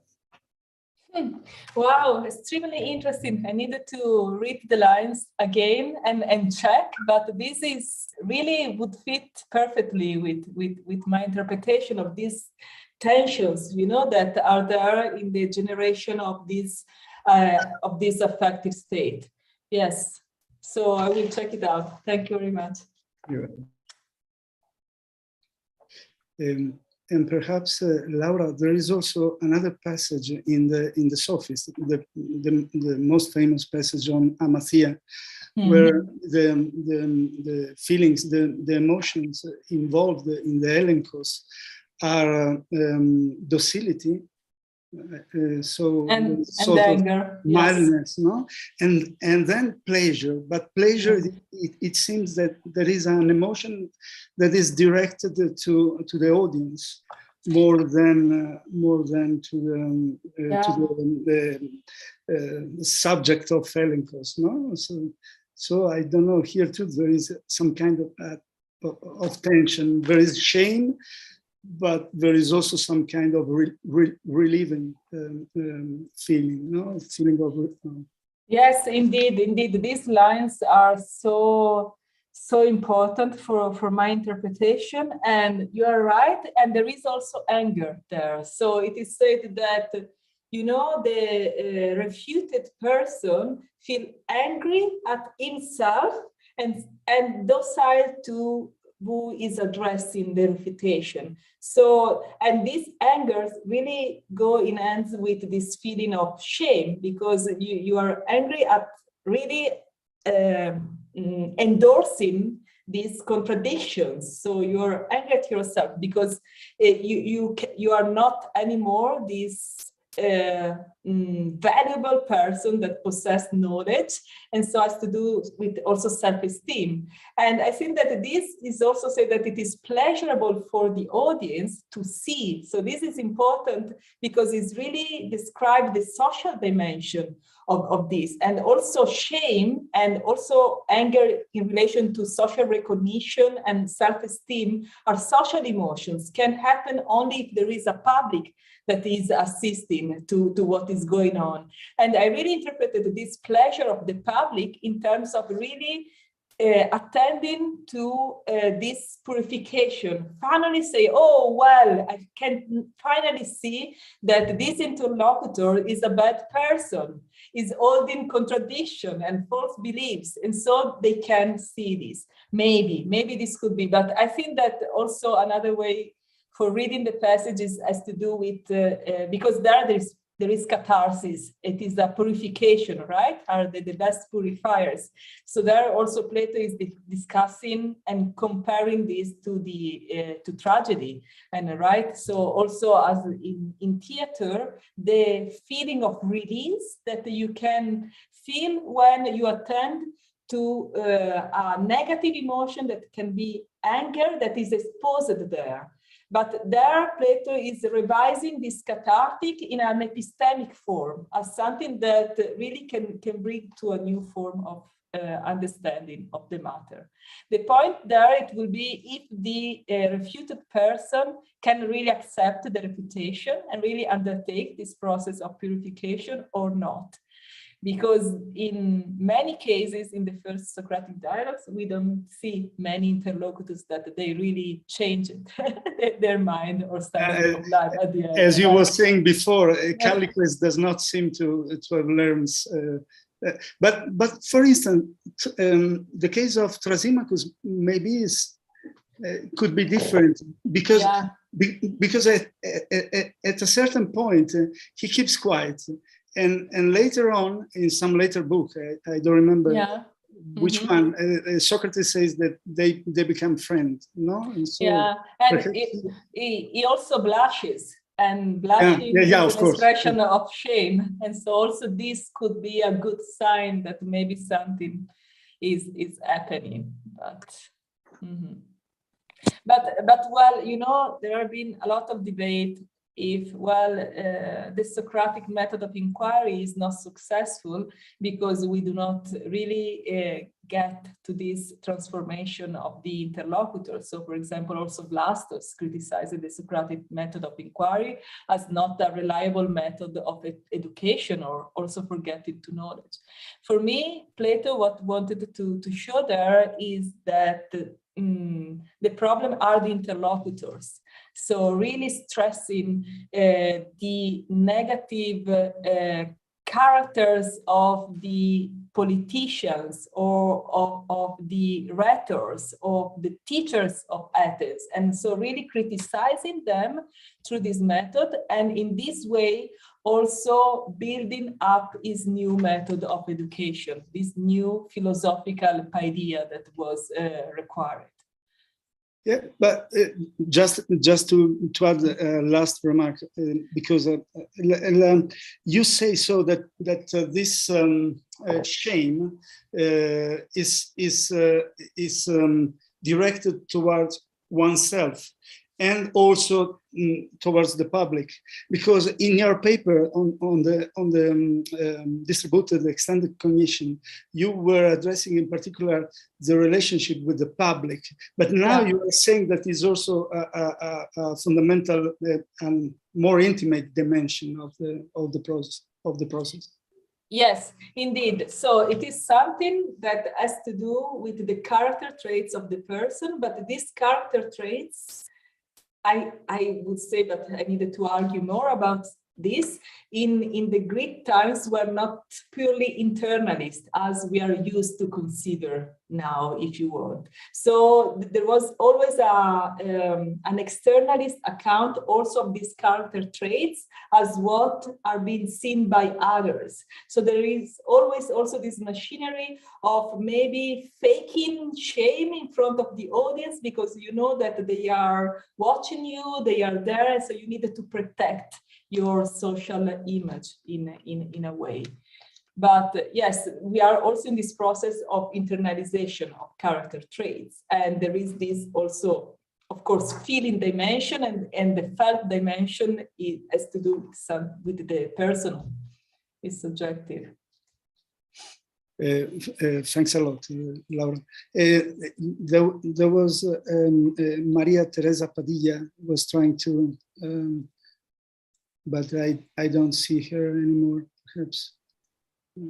Yeah, could you hear me? Yes, of course. Please, Okay. Please, Maria. Okay, thank you. Thanks very much. Okay, thanks very much, Laura, for your talk. I want to ask you something. Is it not too much to talk about an epistemic emotion? I think that it's better to say that emotion and aporia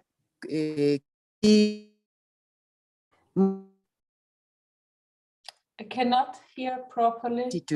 For inquiry. I'm sorry, Maria Teresa.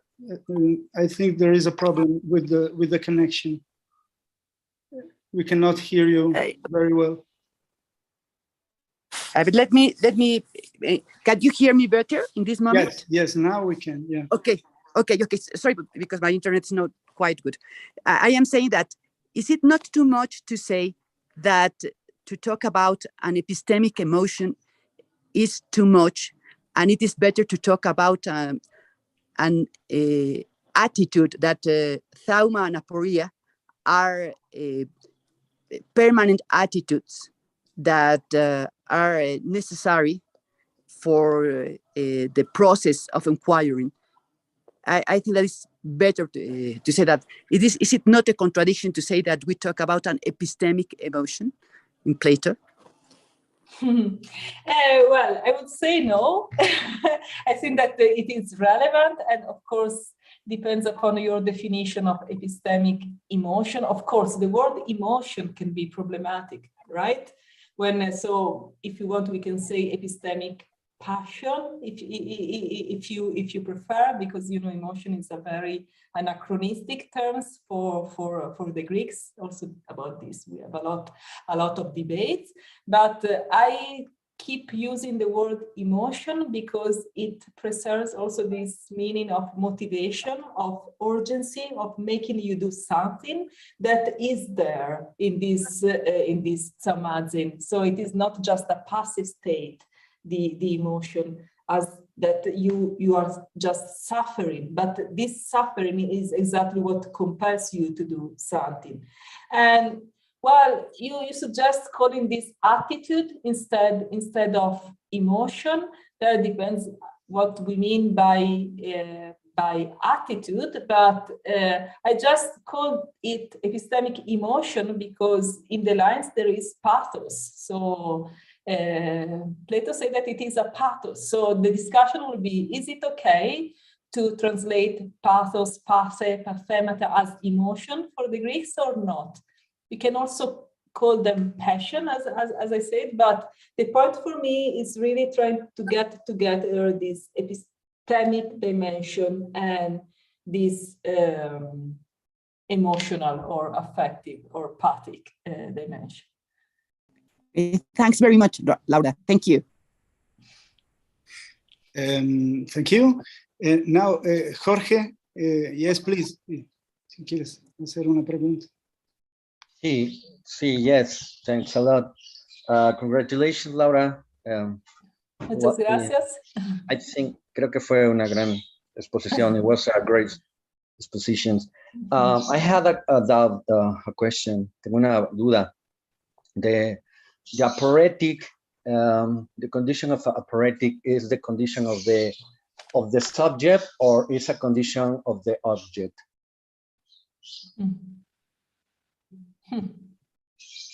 O sea, I want to express, I want to stand my point of view. La idea de eidos in Plato, the consistence is the rational. Una idea es racional en Platón.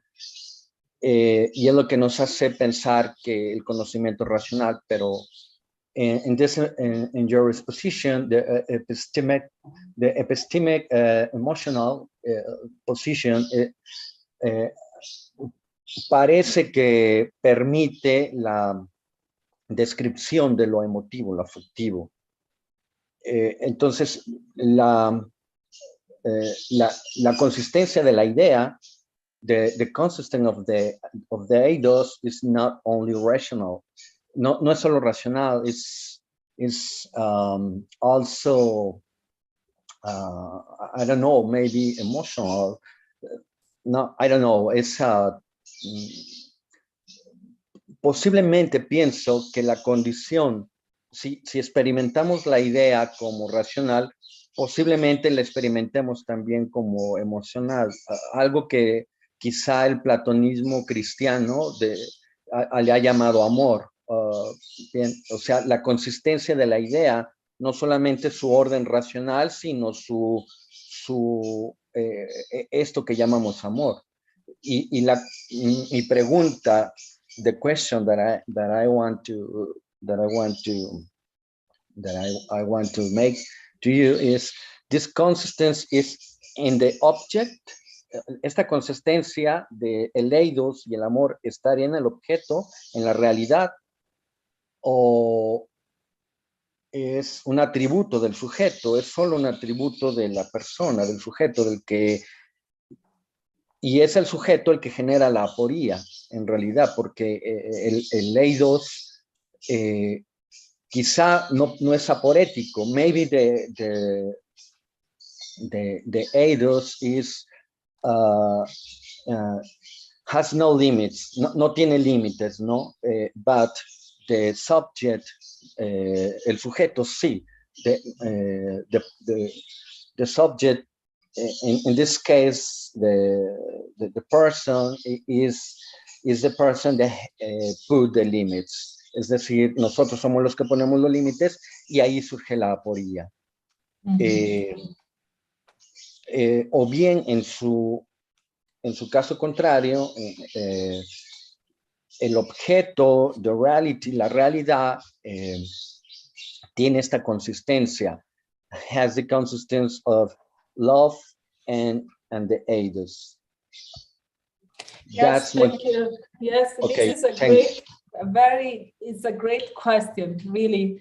And I think that we can discuss this for hours, because it really put to the fore of the metaphysical dimension. So until now, I was just describing these affective states, and there could be this problem of understanding this in a too subjectivist manner or modern manner, like a mind-dependent reality. But here, when we are discussing Plato, of course, as you rightly stressed, we have to do with an objective reality, right?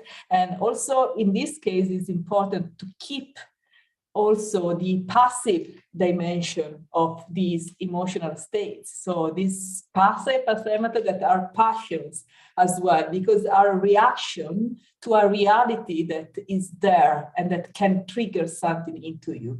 So you spoke about eros, and also when you are in this process of grasping or perceiving or seeing, having a view of the forms. And there we could say that, of course, the beauty in Plato is in the object, right? So it is not just in the eyes of the lover.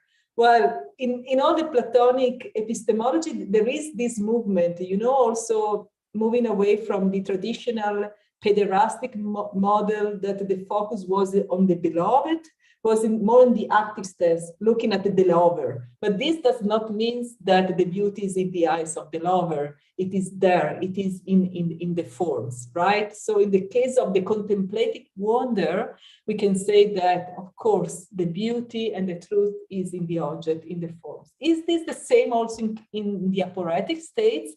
So we could say that since there Theaetetus and Socrates were talking about becoming and change, we are now expressing these aporetic states. So we have to do with this word of becoming, that is the opposite of the one of the eternal forms. And so this word of becoming expresses these contradictory features, right? So the contradiction is not just in the mind of the epistemic agent, but in the features.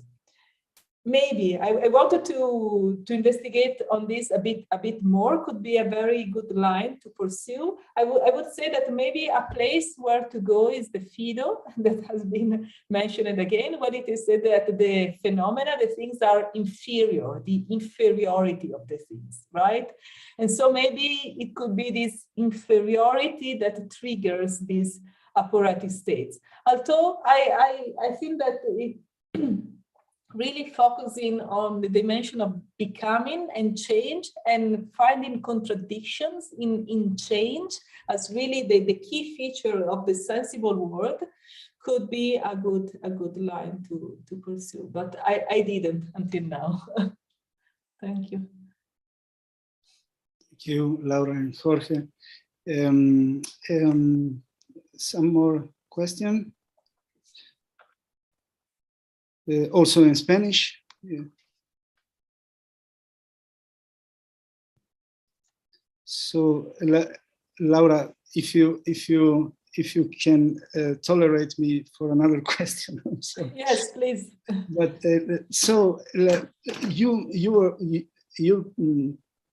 you talked about this wondering and this interrogating wonder, no? Which is a source of salience and interest in a topic, and direct the attention towards something. And so the investigator cannot but inquire, you know, and this is what Plato sometimes called epithemia to identity, for instance. No? Mm-hmm. So there is a tension, a pulsion, as you said, to overcome the state of ignorance, and not just to say, I'm ignorant, I'm done, so don't know. Now, my question is, do you refer to this same epithemia when you talk about, do you refer to this same interrogating wonder when you talk about eros in Plato, and you talk about erotic desire? No, because you correctly quote the Theion pathos in Phaedrus, mm-hmm. no, which is referred to eros. So erotic desire and this interrogating wonder are the same or different fundamentally? Good, very, very, very good question.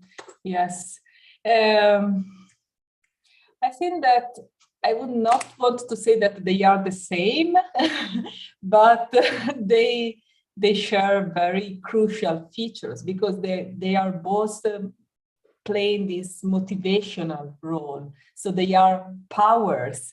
They have this strength, this Rome that also David referred in the Phaedrus, right? Eros is a Rome, as this strength, is this push that make you do things as wonder and wondering. And indeed, if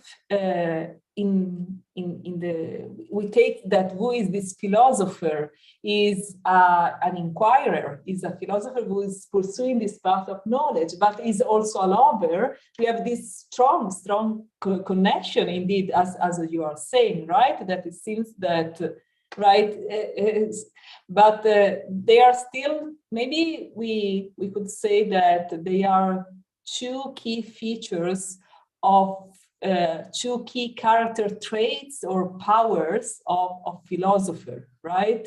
And they are both making him struggle for knowledge. And then, of course, it would be interesting to see how they are entangled and collaborate. But I don't think that they are the same. Is your intuition or insight that are totally the same, or would you like to? No. On the contrary, my idea is I liked very much what you wrote about the erotic desire, and because the central problem, in my opinion, is this sort of syngeneia, no? This contact that is realized at some point. Yeah. Who knows how and why? No, and so there is some sort of direct contact, and I think that eros is acting there, which is a sort of metaphysical dimension, and then this wonder is rather a subjective counterpart of the metaphysical question. So this is just my hypothesis. Yeah. Yes, maybe following this hypothesis, we could say that, well, it is correct to say that wondering is at the beginning of the inquiry, because then for getting to this syngeneia, you need eros. Wonder is not enough, right? So maybe we can say, well, we can have this starting point of the inquiry all over the process, but then when we really move from these pains and suffering to the generation of knowledge, we need eros. And of course, generation in beauty. This is the symposium, right? Eros is doing exactly this. What? Sorry? You need the God. You need the God. Yes. which may be a figurative way to talk about something else. I don't know, metaphysical dimension, ontological dimension. Yes. So wonderful, Lara. Yes, thank you. Thank you very much. Thank you very much to you. And the other question, it would be, there are something like 5 minutes left. So if there is no other question, I would, no, okay. Jorge, please, Jorge.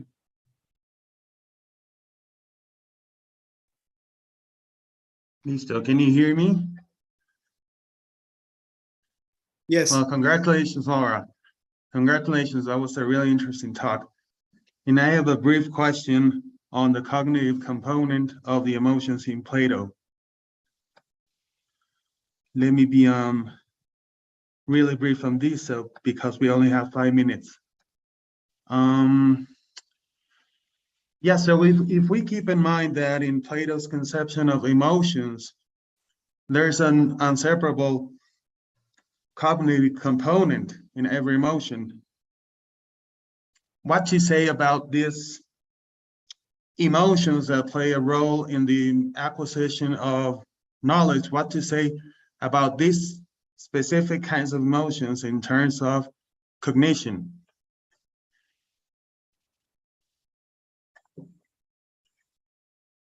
Because it seems that every emotion as a drive has already a cognitive component. It's not a, let's say, a natural force, right?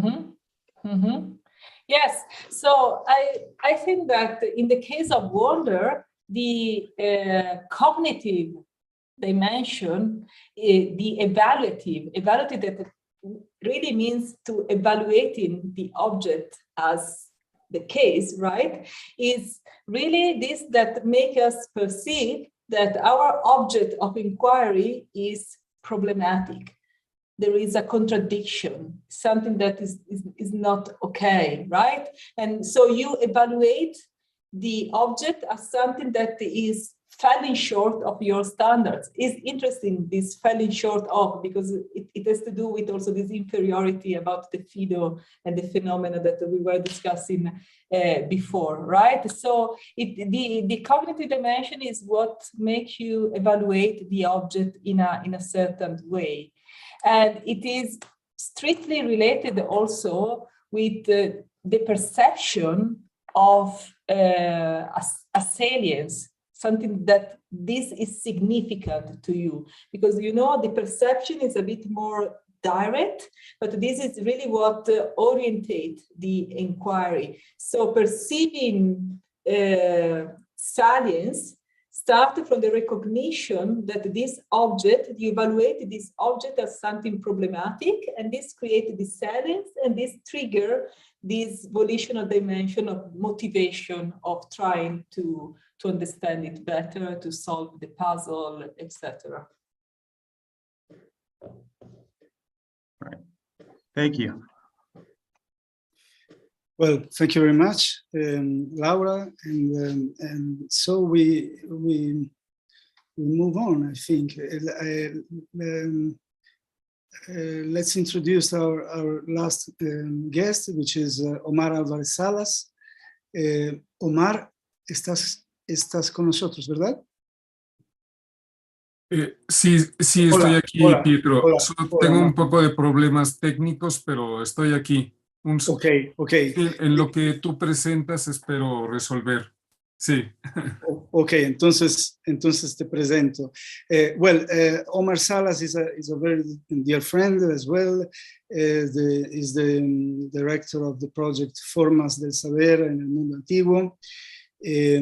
Transmisión y registro, esto creo que sea el título exacto, that he is presently running at the UNAM, al Instituto de Investigaciones Filológicas. This conference has been conceived of, also as a part of that project. Several of the guests and speakers are members of the project, and so it was important to mention this. Now I give some information about him in Spanish, y tú, Omar, corrígeme si algo no está bien, por favor. Es doctor en filología griega, latina y bizantina por la Universidad per la Università degli Studi di Torino, in Italia. Hizo estancias de estudio en universidades de Grecia con beca de la Fundación Onassis y de Estados Unidos. Es investigador titular de tiempo completo en el Centro de Estudios Clásicos del Instituto de Investigaciones Filológicas de la UNAM, y miembro fundador de la International Association for Pre-Socratic Studies y de la Asociación Latinoamericana de Filosofía Antigua, ALFA. Además es miembro numerario de la Asociación Mexicana de Estudios Clásicos, en la cual presidió de 2010 a 2015. Sus temas principales de interés de estudio es la interacción ideológica en el periodo presocrático entre poetas y pensadores, filósofos y científicos, con especial atención a los presocráticos, Pitágoras, Xenófones, Heráclito, Epicarmo, Parménides, Zenón y Empédocle. Y por favor, Omar, en cualquier momento tú te sientas cómodo, puedes empezar cuando quieras.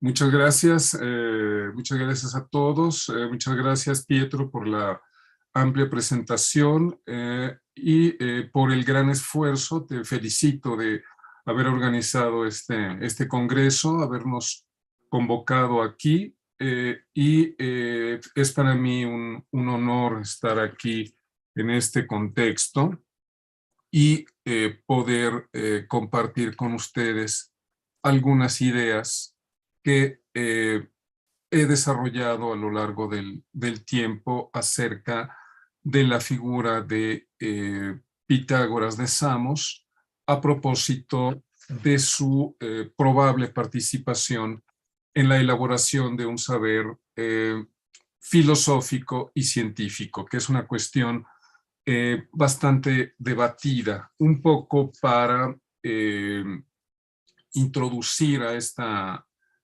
cuestión. Me referiré pues al hecho de que, como muchos de ustedes seguramente sabrán, hay una discusión, ¿no? Hay una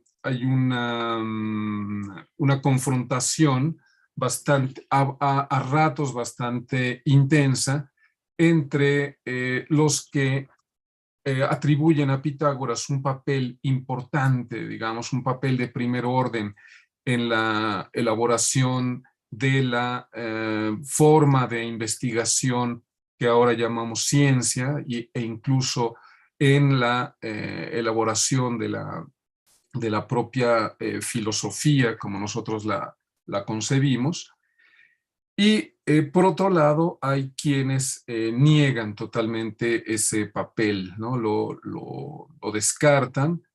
Y un poco para remontarnos al inicio de esta problemática, diremos que la corriente moderna crítica en contra de la probable participación de Pitágoras en la elaboración del saber filosófico y científico comenzó con Edward Seller, el gran historiador de la filosofía griega, alumno de Hegel, que tras revisar de manera muy acuciosa, muy cuidadosa las evidencias a propósito de Pitágoras, concluyó que no había una manera, no había evidencias sólidas para afirmar que Pitágoras hubiera tenido un papel importante en la historia del pensamiento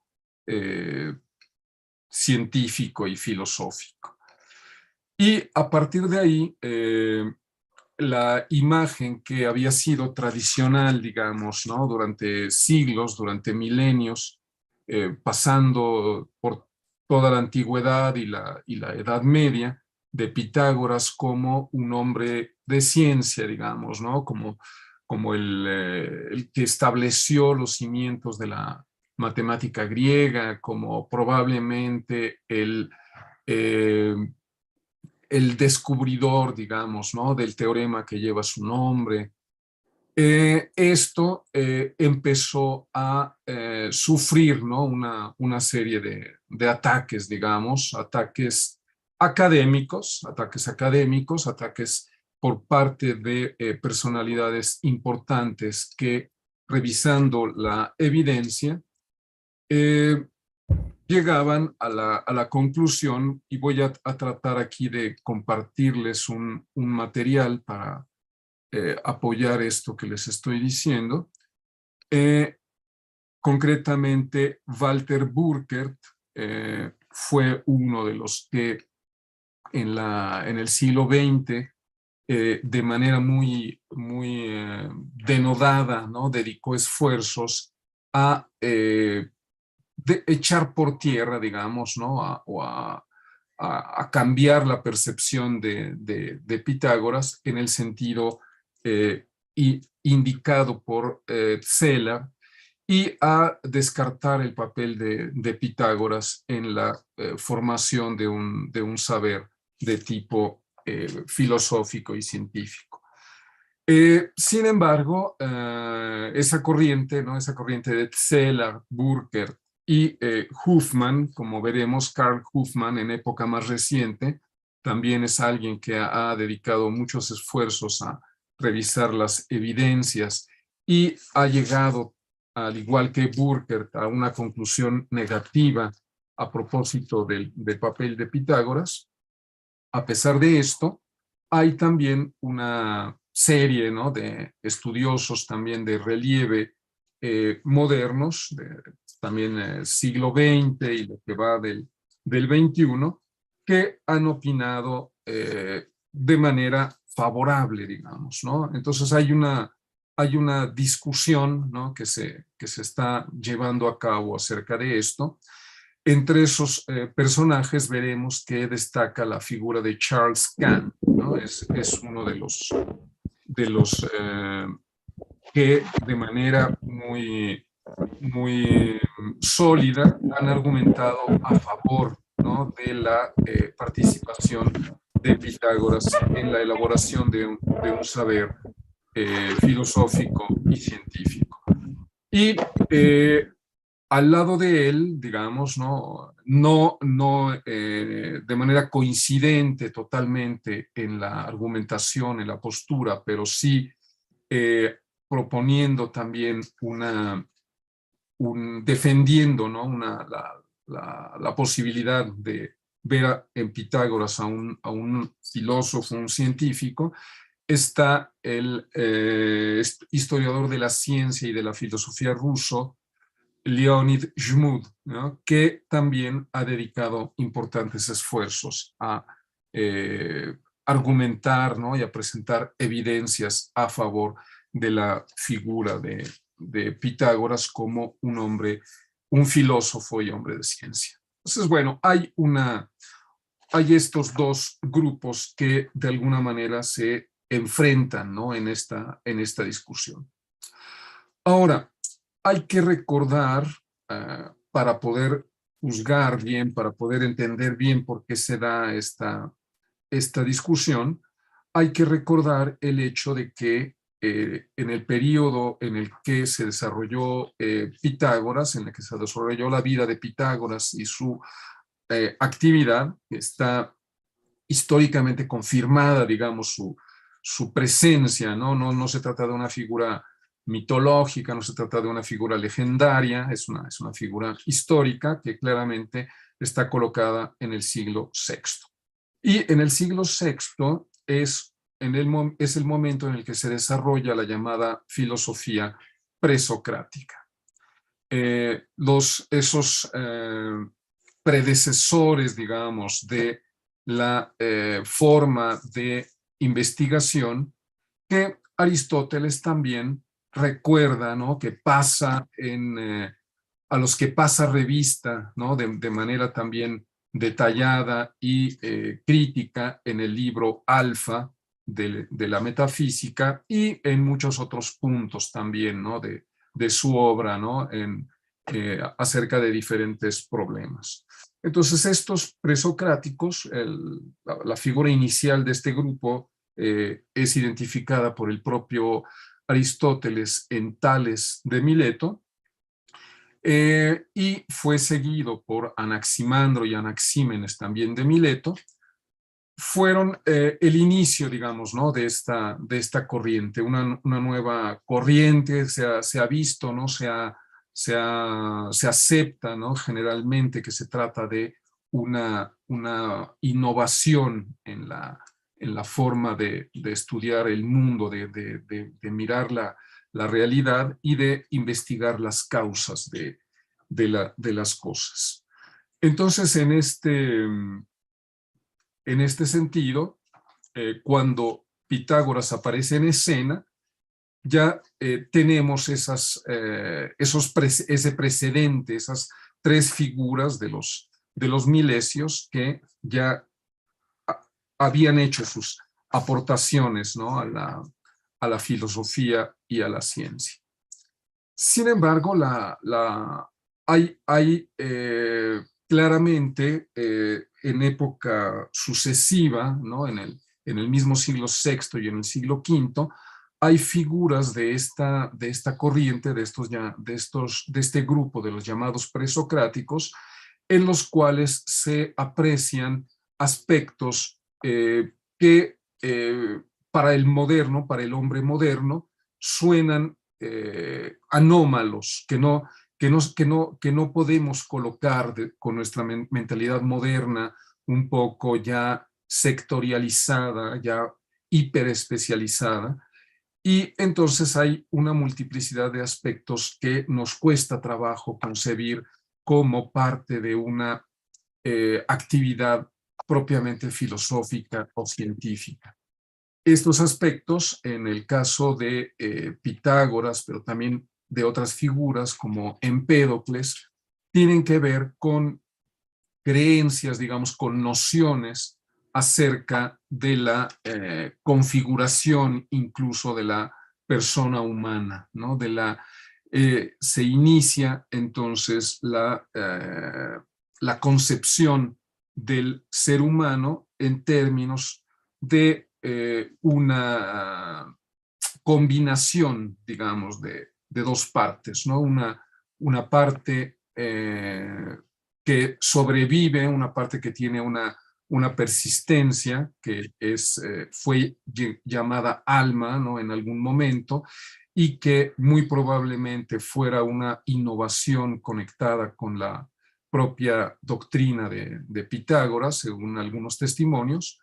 Y por otro lado, el cuerpo que estaba sujeto, pues, ¿no? a las impresiones sensoriales, que estaba inmerso en el mundo fenoménico y que de alguna manera prepara el terreno para lo que Platón, ¿no? habrá de convertir, ¿no? ya en el dualismo cuerpo-alma, que es de todos conocido. Entonces, aparentemente, esto inicia también, ¿no? con la figura de Pitágoras y tiene eco, ¿no? en algunas otras propuestas teóricas posteriores. Entonces, bueno, es un problema para la mente moderna concebir cómo alguien que pudo haber desarrollado una teoría como esta, una doctrina de la llamada inmortalidad del alma y la transmigración, pudo al mismo tiempo contribuir también, ¿no? al desarrollo de nociones filosóficas y científicas en el sentido nuestro. Entonces, bien, hay básicamente una posición, digamos, que podemos calificar utilizando una etiqueta llamada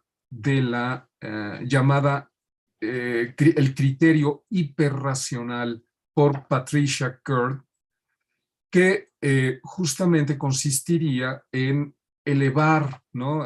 al rango que conocemos en la modernidad el criterio para juzgar si alguien fue filósofo o científico, y con la aplicación de este criterio quedarían fuera, ¿no? Fundamentalmente todos los presocráticos o casi todos, ¿no? Salvo probablemente figuras nada más como Demócrito, ¿no? Podrían salvarse un poco, ¿no? de esta condena, ¿no? Aplicando un criterio extremo, ¿no? Desde una perspectiva moderna. Apoyados, digamos, sobre todo en el hecho de que no había una conciencia, por ejemplo, de estar desarrollando una actividad como la que nosotros ahora conocemos como filosófica o científica, y entonces esto, ¿no? Echaría por tierra, ¿no? Prácticamente todos los proyectos intelectuales previos, no solo a Sócrates, sino incluso al propio Aristóteles, ¿no? El mismo Platón, ¿no? Según este criterio, podría gravitar, ¿no? hacia el inframundo, digamos, de la filosofía, ¿no? Quedaría fuera, ¿no? de esto. En cambio, hay también una posición que Patricia Kurt llama el criterio hiporracional, ¿no? De hyperrational criterion. Y según este, entonces, habría como una suerte de mayor indulgencia, digamos, ¿no? En la consideración de estos proyectos antiguos, y entonces figuras que para nosotros entrarían en categorías como poetas, como profetas, como curanderos, como legisladores. Todas estas figuras podrían entrar, ¿no? Dentro de la categoría de pensadores filosóficos. Y entonces aquí parecería ampliarse, ¿no? Volverse un criterio sumamente laxo y, por lo tanto, sujeto, ¿no? a críticas por parte de los partidarios, ¿no? del criterio extremo. Entonces, lo que tenemos ahora en pantalla es algo que podríamos calificar justamente de una postura hiporracional, ¿no? Según estas etiquetas de Patricia Kurt.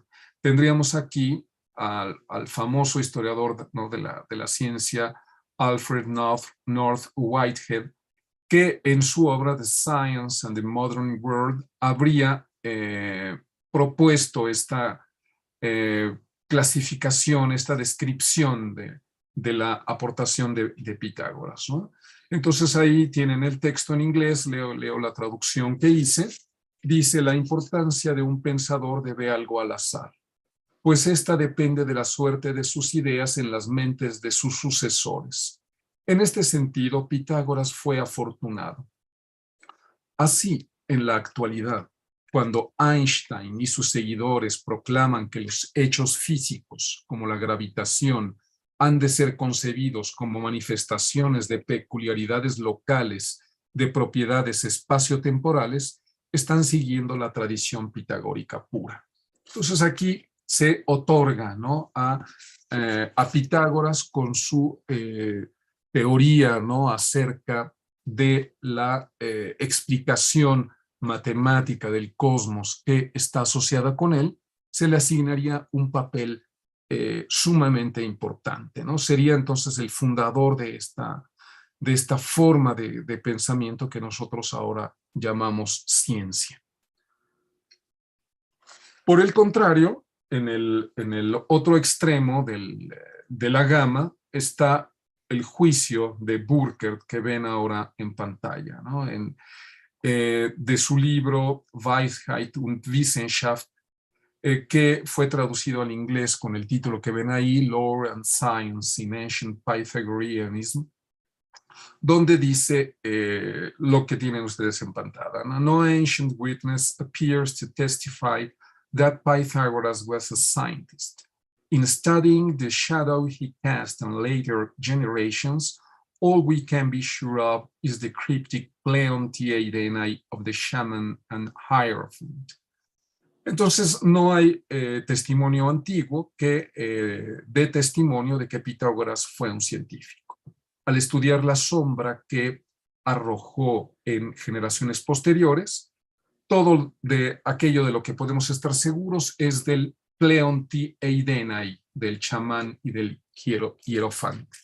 Entonces, Pitágoras se convierte en nada más un pensador de tipo religioso, en el que propone doctrinas religiosas y que declara, ¿no?, tener un saber superior, pero de carácter críptico, de carácter, digamos, debido a una forma de revelación.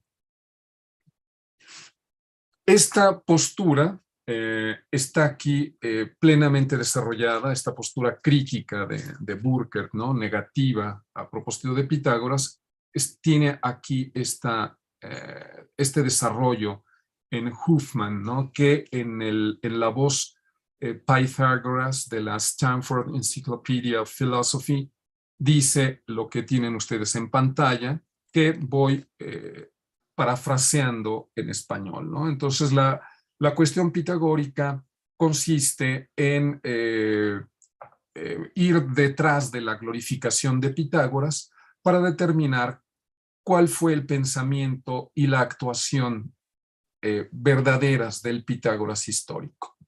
Para obtener un juicio de los logros de Pitágoras, es importante apoyarse en la evidencia más antigua antes de las distorsiones, antes de que surgieran las distorsiones de la tradición posterior. La imagen popular moderna de Pitágoras es la de un maestro matemático y científico. Sin embargo, la evidencia temprana muestra que, mientras que Pitágoras fue famoso en su época e incluso 150 años después, en tiempos de Platón y Aristóteles, no eran las matemáticas o la ciencia la base de su fama.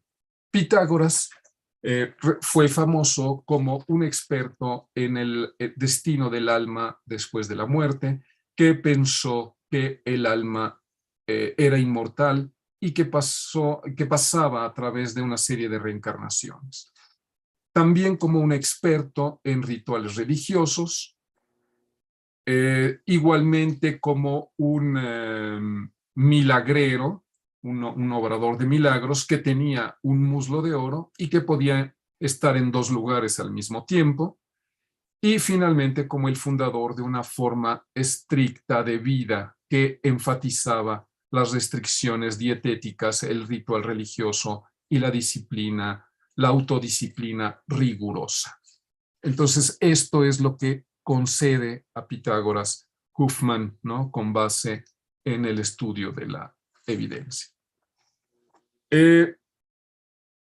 En esta misma época, digamos, en la segunda mitad del siglo XX, tenemos, sin embargo, como representante de la corriente positiva, digamos, a la figura de Pitágoras, tenemos a Kant, Charles Kant, que en Pythagorean Philosophy Before Plato es un artículo publicado en una colección de ensayos organizada por Alexandros Murelatos, dice lo siguiente, ¿no?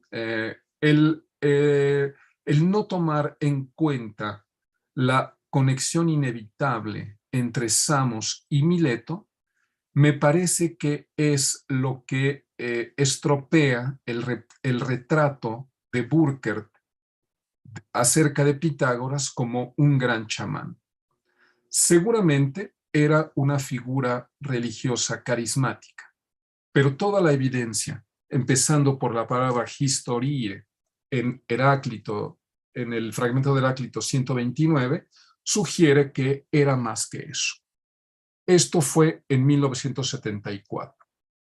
Y en 2001, en un libro, Pythagoras and the Pythagoreans, dice lo siguiente. Ahora bien, el ataque de Heráclito se refiere a los fragmentos 40 y 129 que veremos enseguida. Ciertamente presenta a Pitágoras como un impostor religioso, pero este ataque también está basado sobre la creencia de que Pitágoras tuvo renombre por su amplio conocimiento, polimacia, y por su forma de investigación especial, historia, puesto que el segundo término es una designación estándar de la ciencia milesia, que incluye geometría, astronomía, geografía e historia. No hay razón para suponer que el gran conocimiento atribuido a Pitágoras esté limitado a la genealogía teológica al estilo de Hesíodo, como sostuvo Burckhardt. Pitágoras fue, después de todo, tanto un vecino como contemporáneo de los dos vagabundos Xenófanes y Hecateo, que forman parte de la crítica del ataque que les lanza Heráclito. La interpretación natural de estos dos testimonios de Heráclito, el 40 y el 129, es que Pitágoras se une a Xenófanes, Hecateo y Heráclito en un grupo que podemos llamar de la iluminación griega. La primera generación que vivió en el mundo creado por la nueva cosmología milesia y por la nueva visión de la naturaleza. Esto es entonces la conclusión, ¿no? O más bien la tesis de Kant. Ahora, veamos los pasajes que dan lugar a esta discusión, que contienen las palabras clave que están en cuestión. El primero de ellos es este, el fragmento 40 de Heráclito, en la compilación de Diels-Krantz, que tienen ustedes ahí. Polimathie non egein udidascei, Hesiodon garan edidaxe, kai Pythagoren autis te Xenophane ate kai Hecataion. Entonces, erudición multiforme no enseña a tener inteligencia, pues de otra manera la habría enseñado a Hesíodo y a Pitágoras, así como a Xenófanes y Hecateo. Entonces ahí está la palabra clave polimathie, ¿no? Que traduje como erudición multiforme, que es captada en inglés muchas veces como much learning, en alemán viel Wisserei. Entonces se trata pues de un saber inmenso, probablemente extensivo, ¿no? que abarca muchos campos, pero también que consiste en una acumulación de información. Y esto Heráclito no lo consideraba, ¿no? una condición suficiente, ¿no? Probablemente ni siquiera necesaria para lo que él llama aquí non egein, ¿no? Para tener inteligencia. Y entonces ahí están los cuatro nombres, ¿no? Hesíodo, Pitágoras, Xenófanes y Hecateo, que a diferencia de lo que opinó en su momento Burckhardt, que veía una escisión, ¿no? Veía dos grupos, un grupo formado solo por Hesíodo y Pitágoras y otro grupo formado por Xenófanes y Hecateo, que es difícil, digamos, de sostener esta lectura de Burckhardt, ¿no? Claramente se trata de un grupo unitario que está organizado de manera estilística en dos partes, ¿no? De acuerdo con las formas de expresión de Heráclito, que produjo una prosa artística, una de las primeras prosas artísticas de la que tenemos una idea clara. Entonces, todos estos cuatro personajes están por igual incluidos, ¿no? En esta etiqueta de polimathie y condenados de igual manera por Heráclito. En el otro fragmento, en el 129, que tienen ustedes ahora frente en la pantalla, Pythagores mnesarhu historien esquesen anthropon malis tapanton kai eclexamenos tautas tas singrafas epoiesato geautosophien polimathien kakotechnien. Que yo traduzco: Pitágoras, hijo de Mnesarco, practicó la investigación más que todos los hombres. Y, tras hacer una selección, compuso estas obras: su propia sabiduría, erudición multiforme, arte fraudulenta. En esta manera de entender el pasaje, cabría admitir que Heráclito tenía a la vista o sabía de la existencia de obras que circulaban bajo el nombre de Pitágoras, pero que él, debido a su prejuicio, digamos, o a su forma negativa de concebir el saber de Pitágoras, califica prácticamente de un plagio, ¿no? Es una selección de obras, ¿no? Es una selección de material, ¿no?, que acabó en las obras de Pitágoras, pero que es producto entonces de una acumulación de saber, ¿no?, de una polimathía, ¿no?, con la etiqueta que habíamos visto ya en el pasaje anterior. Y naturalmente leemos que se trata de una postura negativa, ¿no? Aunque reconoce que la práctica de la investigación, la práctica de la historia de Pitágoras rebasa todo lo que se conocía hasta ese momento, aún así condena su resultado, que aunque es una sofía, es también una polimathía, es una sabiduría, pero que es una acumulación de conocimientos y que consiste en una forma de, digamos, artificio negativo, ¿no? Un arte fraudulenta, como traduje. Ahora, hay que reconocer que este pasaje presenta muchos problemas para la interpretación. Huffman, por ejemplo, considera que no hay, y varios, digamos con él, varios, que no hay necesidad de imaginar que Heráclito estaba atribuyendo a Pitágoras la redacción de obras.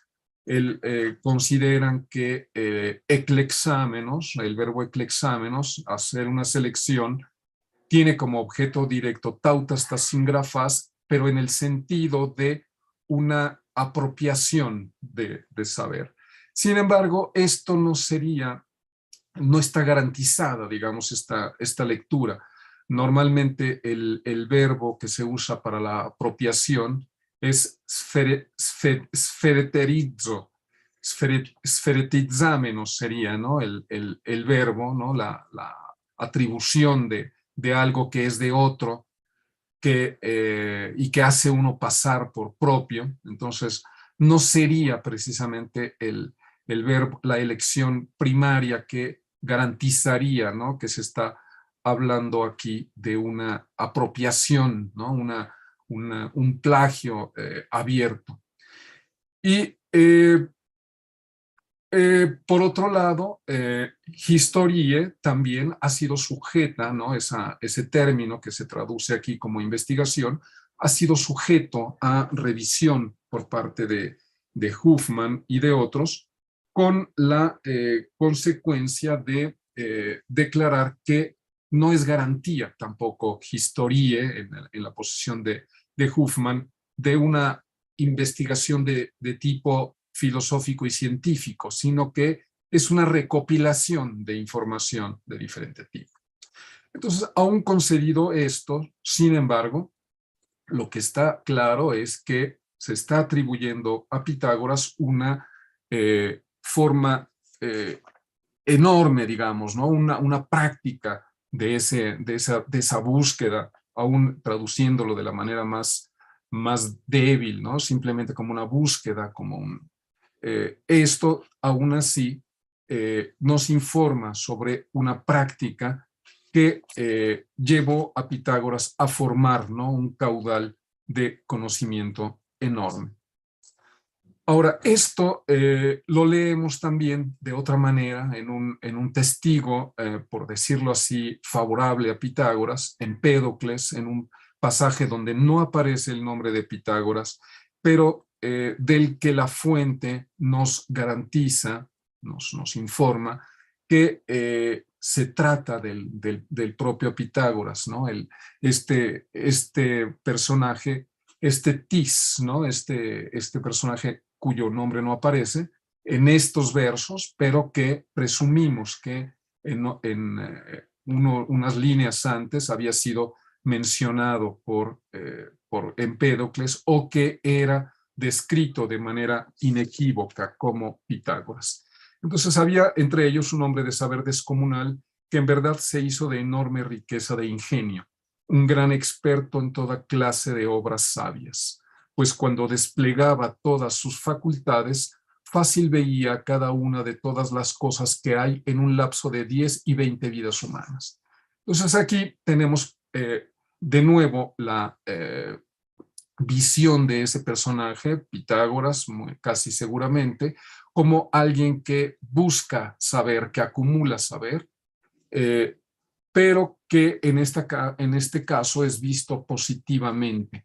Y además esta acumulación de saber probablemente está conectada con la doctrina de la transmigración, en esa última línea, ¿no? Donde dice que en un lapso de 10 y 20 vidas humanas, ¿no?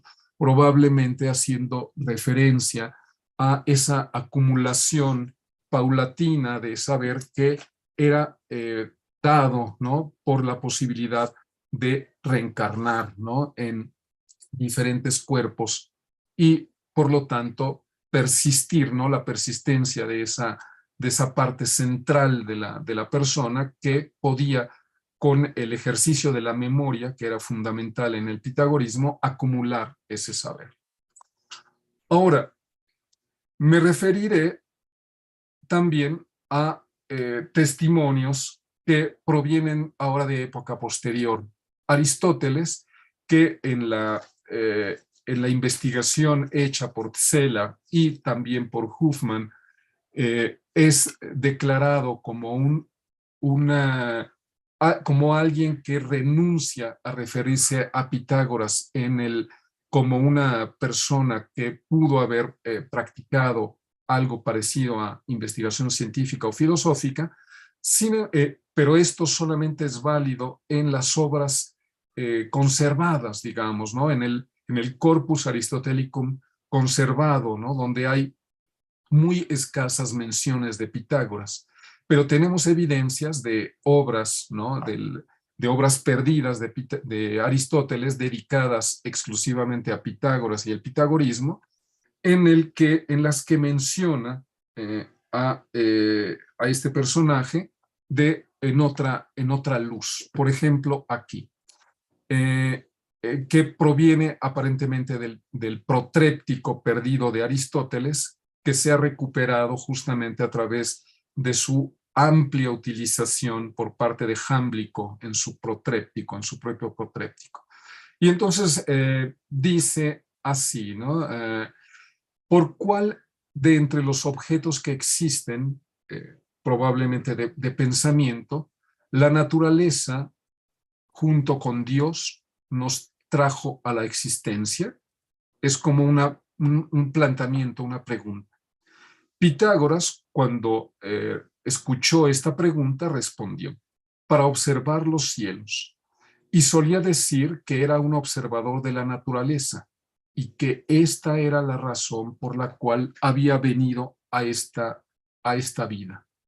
Entonces aquí vemos, ¿no? Elementos claves, ¿no? La observación de la naturaleza, ¿no? El feorontes físeos, que es una palabra clave, digamos, en el proyecto presocrático, que aquí está unida además a la doctrina, digamos, de la transmigración de las almas, ¿no? El llegar a esta vida, ¿no? Que forma parte del núcleo indudable de la enseñanza pitagórica. Entonces, este pasaje daría evidencia, ¿no?, de que Aristóteles conocía, ¿no?, una faceta de Pitágoras, en la cual Pitágoras era un observador de los cielos, o sea, observador del universo, porque Uranos, ¿no?, muchas veces como término técnico se refiere al universo entero, y que él mismo se habría calificado también como un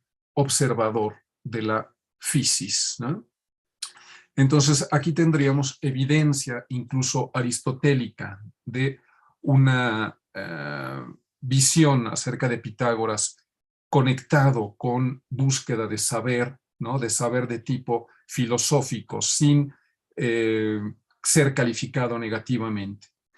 Y lo mismo tenemos en este otro fragmento también del protréptico perdido de Aristóteles, fragmento 20 de Rose, que podemos traducir, ahí tienen una traducción al inglés, el texto griego, y diría algo así: de acuerdo con este argumento, es decir, con la respuesta dada por Anaxágoras a la pregunta ¿por qué preferiríamos convertirnos en un ser humano y estar en vida, estar vivos? Es una... y que habría respondido Anaxágoras para contemplar el cielo y las estrellas en él, así como para contemplar la luna y el sol, ¿no? Esa habría sido la respuesta de Anaxágoras. De acuerdo con este argumento, entonces, Pitágoras tenía razón al decir que todo hombre fue formado por Dios, fue creado por Dios para adquirir conocimiento y observar.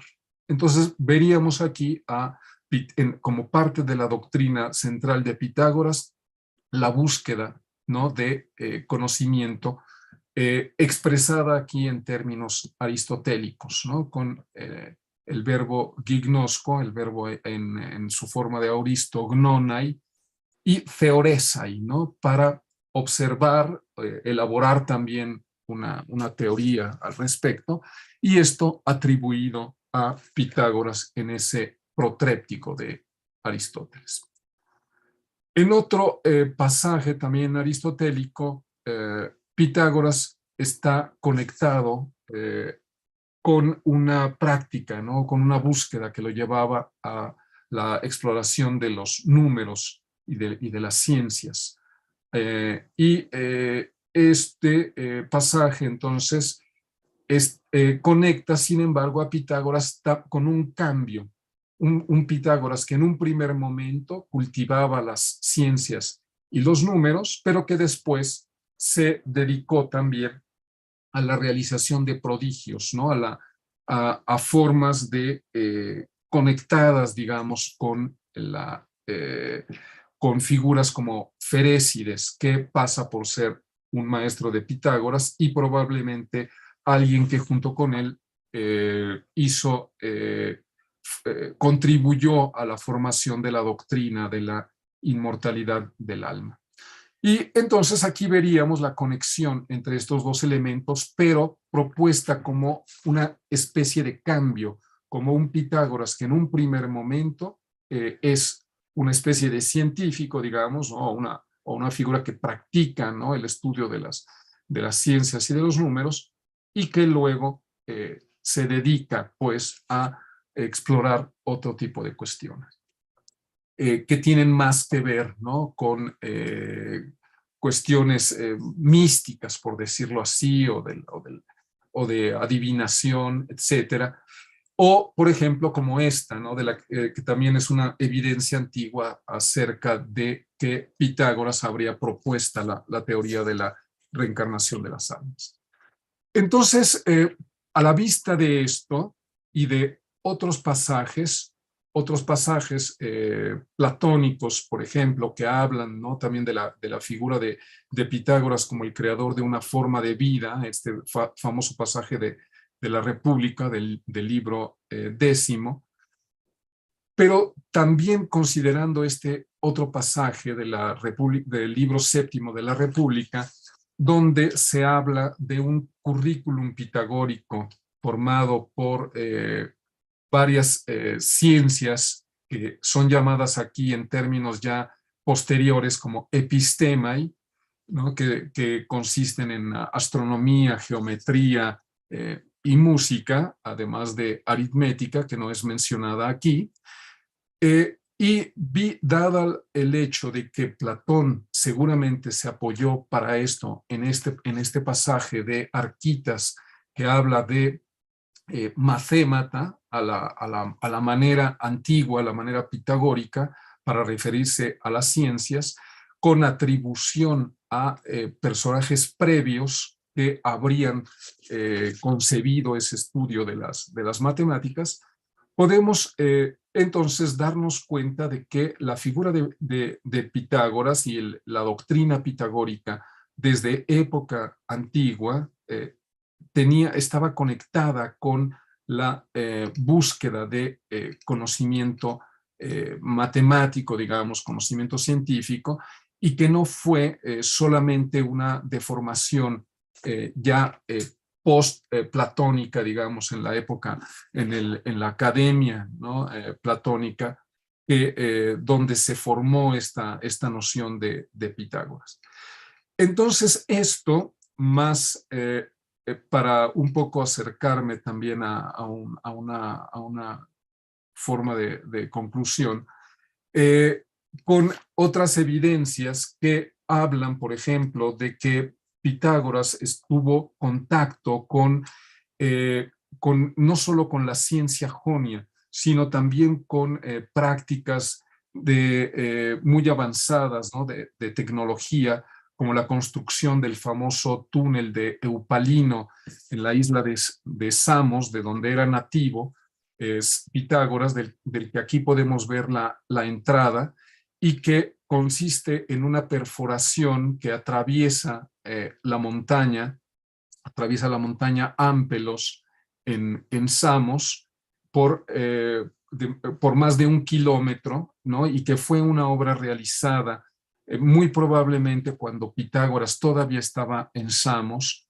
y que pudo entonces conocer, aquí tenemos, ¿no? fotos del interior de la galería, y que constituye una de las maravillas, digamos, tecnológicas de la antigüedad, y que pocas veces se toman en consideración al considerar el contexto cultural en el que se desarrolló Pitágoras.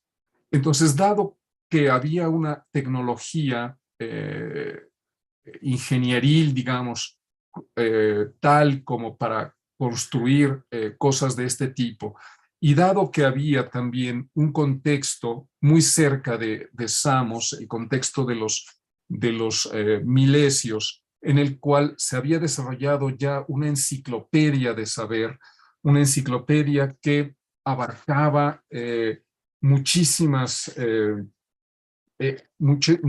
aspectos, digamos, de lo que nosotros ahora llamaríamos ciencia, y que son atribuidos tanto a Tales de Mileto como a Anaximandro y Anaxímenes, ¿no? La práctica de la astronomía, de la geometría, digamos, ¿no?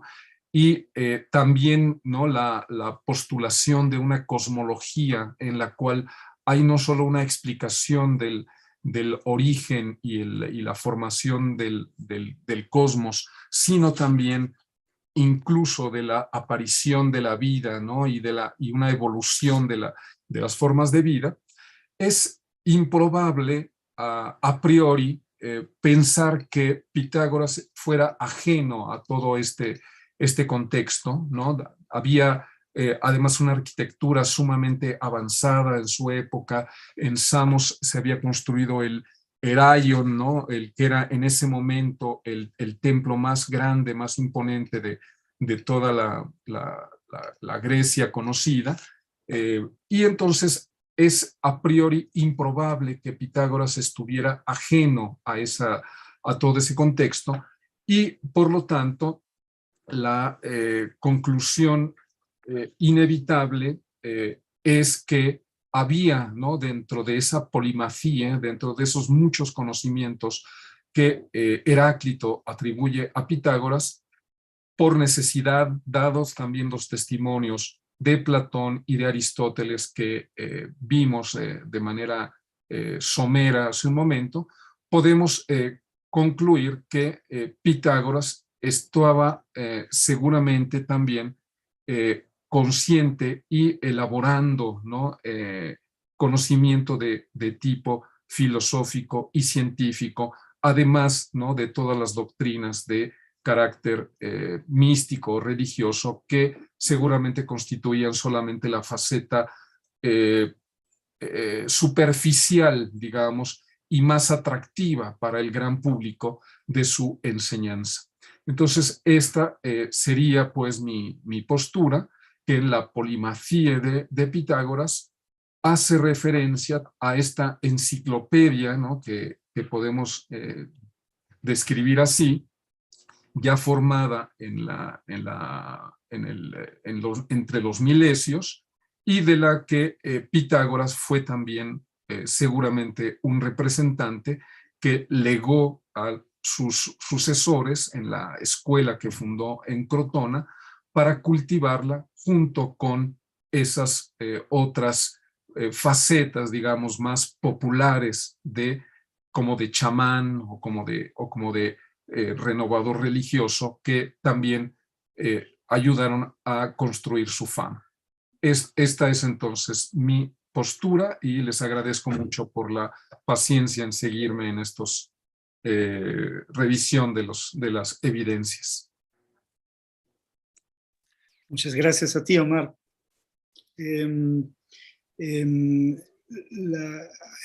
Ahora hay unos 10 minutos, nos quedan para preguntas sobre esta propuesta interpretativa de Omar de las evidencias sobre Pitágoras.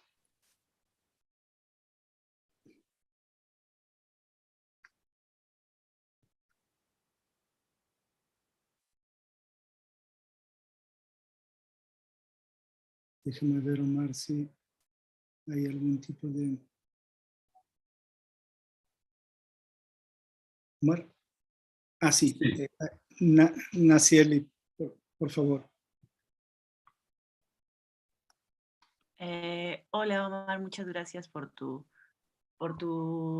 revisión de la Polimathie.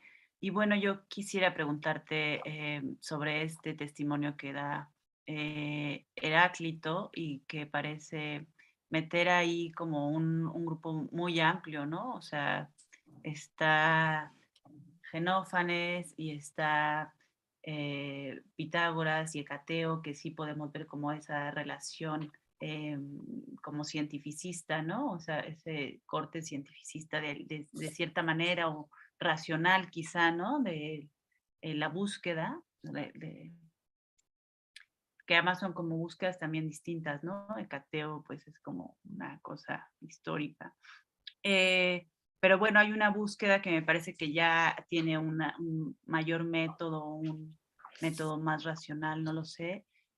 Pero pues es como muy dispar, por ejemplo, con los discursos de Homero y de Hesíodo, ¿no? Pero parece que también a ellos si no me equivoco, también les adjudica esta polimathie, ¿no? Entonces, ¿en qué consistiría o cómo vería Heráclito esto? O sea, ¿los vería también como igual o crees que Heráclito sí plantea como una cierta distinción o para él es lo mismo, ¿no?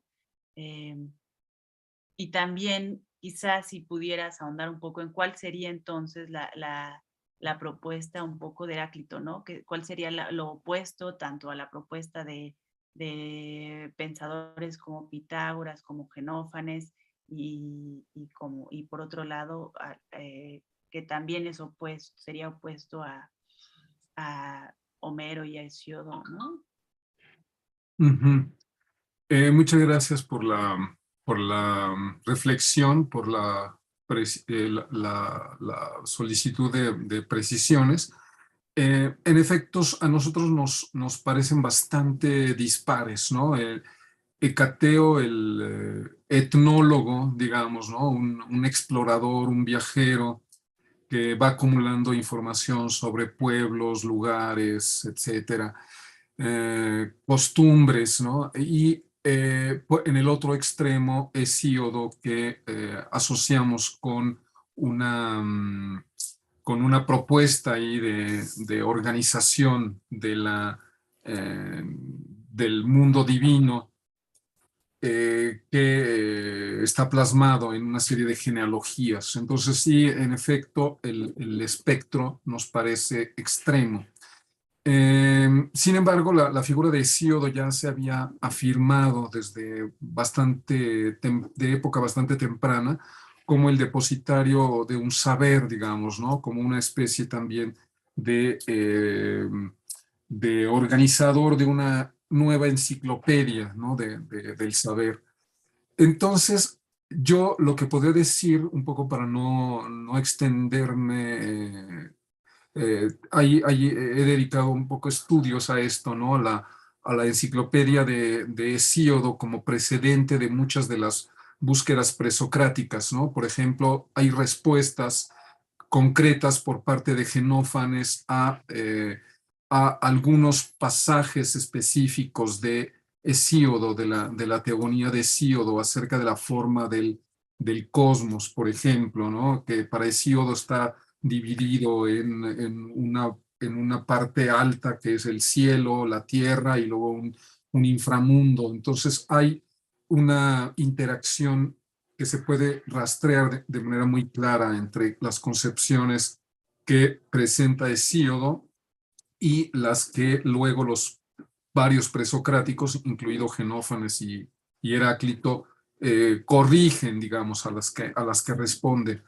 Entonces, yo lo que podría decir, un poco para tratar de responder de manera breve, es que el procedimiento aplicado por Heráclito es como la formación de un grupo doxográfico, digamos. Es un procedimiento que en manos de Platón y de Aristóteles conocería un desarrollo muy importante, que consiste en lo siguiente: construir un grupo de personajes que tienen intereses heterogéneos, digamos, cuyas búsquedas no coinciden del todo, pero que en esa búsqueda de refutación son colocados, ¿no? Dentro bajo de una misma etiqueta, con fines precisamente de denostarlos, de denigrarlos a todos en masa. Entonces sería el primer momento, ¿no? de este establecimiento de una categoría doxográfica, yo la llamaría, ¿no? Esta polimacia, entonces es una categoría clasificatoria de ciertas posturas que Heráclito atribuye a estos personajes. La acumulación del saber, digamos, de estos personajes para Heráclito básicamente podría describirse como catalográfica, ¿no? Para Heráclito la búsqueda de ellos sería de tipo catalográfico, agotar el universo a través de examinar cada uno de los componentes. Y para Heráclito, en cambio, esta búsqueda sería vana, ¿no? Agotar catalográficamente el universo sería vano. Y lo que Heráclito propondría sería un principio unitario, ¿no? Entonces, creo que la condena que les hace es precisamente la de acumulación catalográfica, de exploración de la realidad de tipo catalográfico, sin una propuesta que para Heráclito, digamos, pudiera dar sustento, ¿no? Que fuera una propuesta teórica de unidad, como justamente Heráclito hace, ¿no? Para el cual en algunos pasajes declara que es gentosofón, que es el principio organizador, ¿no? de la realidad, y que garantiza pues que haya una real comprensión de las cosas. Diríamos que esta sería fundamentalmente, ¿no? la oposición que yo vería, y la manera, digamos, de entender esa concentración de personajes tan diferentes, ¿no? ¿Qué estamos haciendo?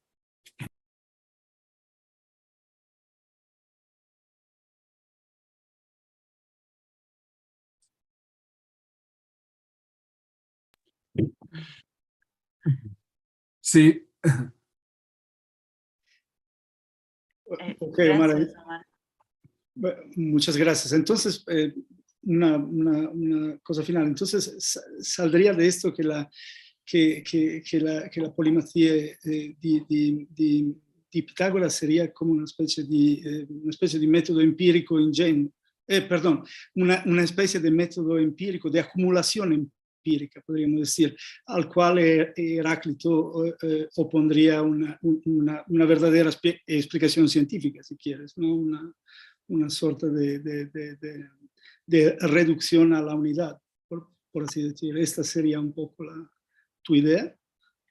Sí, claro, desde la postura de Heráclito, sí, ¿no? O sea, para Heráclito el método de Pitágoras sería, digamos, erróneo, sería fallido, junto con el de Xenófanes y el de Cateo y todos ellos, por el hecho de buscar esta manera empírica, digamos, ¿no? De catalográfica, diría yo, de aproximación a la realidad.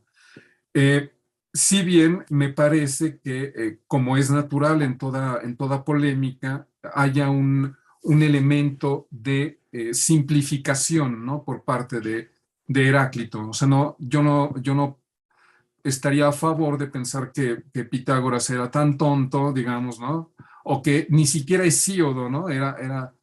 Yo en todos ellos vería un proyecto intelectual importante que buscaban también dar cuenta de las cosas, pero que desde la perspectiva de Heráclito sería fallido, ¿no? Porque sería, según él, ¿no? No habría esa manera unitaria, digamos, ¿no? De explicación unitaria. Pero en realidad es porque a él no lo convence, ¿no? Ese método, ¿no? Naturalmente. Uh-huh. Perfecto, muchas gracias. No sé si hay alguien, llegó la una, entonces el momento del cierre de la sesión de esta mañana. Yo les agradezco muchísimo su presencia, las preguntas, las ponencias y nada, nos vemos aquí para quien quiera. Tú, Omar, vas a estar más tarde, ¿no? Sí, voy a estar ahí, claro. Perfecto, entonces nos vamos a conectar más o menos 5 minutos a las 3, más o menos. ¿Ok? 5 minutos antes de 5 minutos antes, perdón. 5 minutos antes de las 3 para estar listos, si está bien para ti. Claro que sí, sí. Ok, entonces muchas gracias a todas y a todos, de verdad. Sí, muchas gracias también a ti por el gran trabajo y a todos los que asistieron por el interés, ¿no? Y por la paciencia. Exacto. Muchas gracias. Nos vemos más adelante. Muchas gracias. Hasta luego, gracias a usted.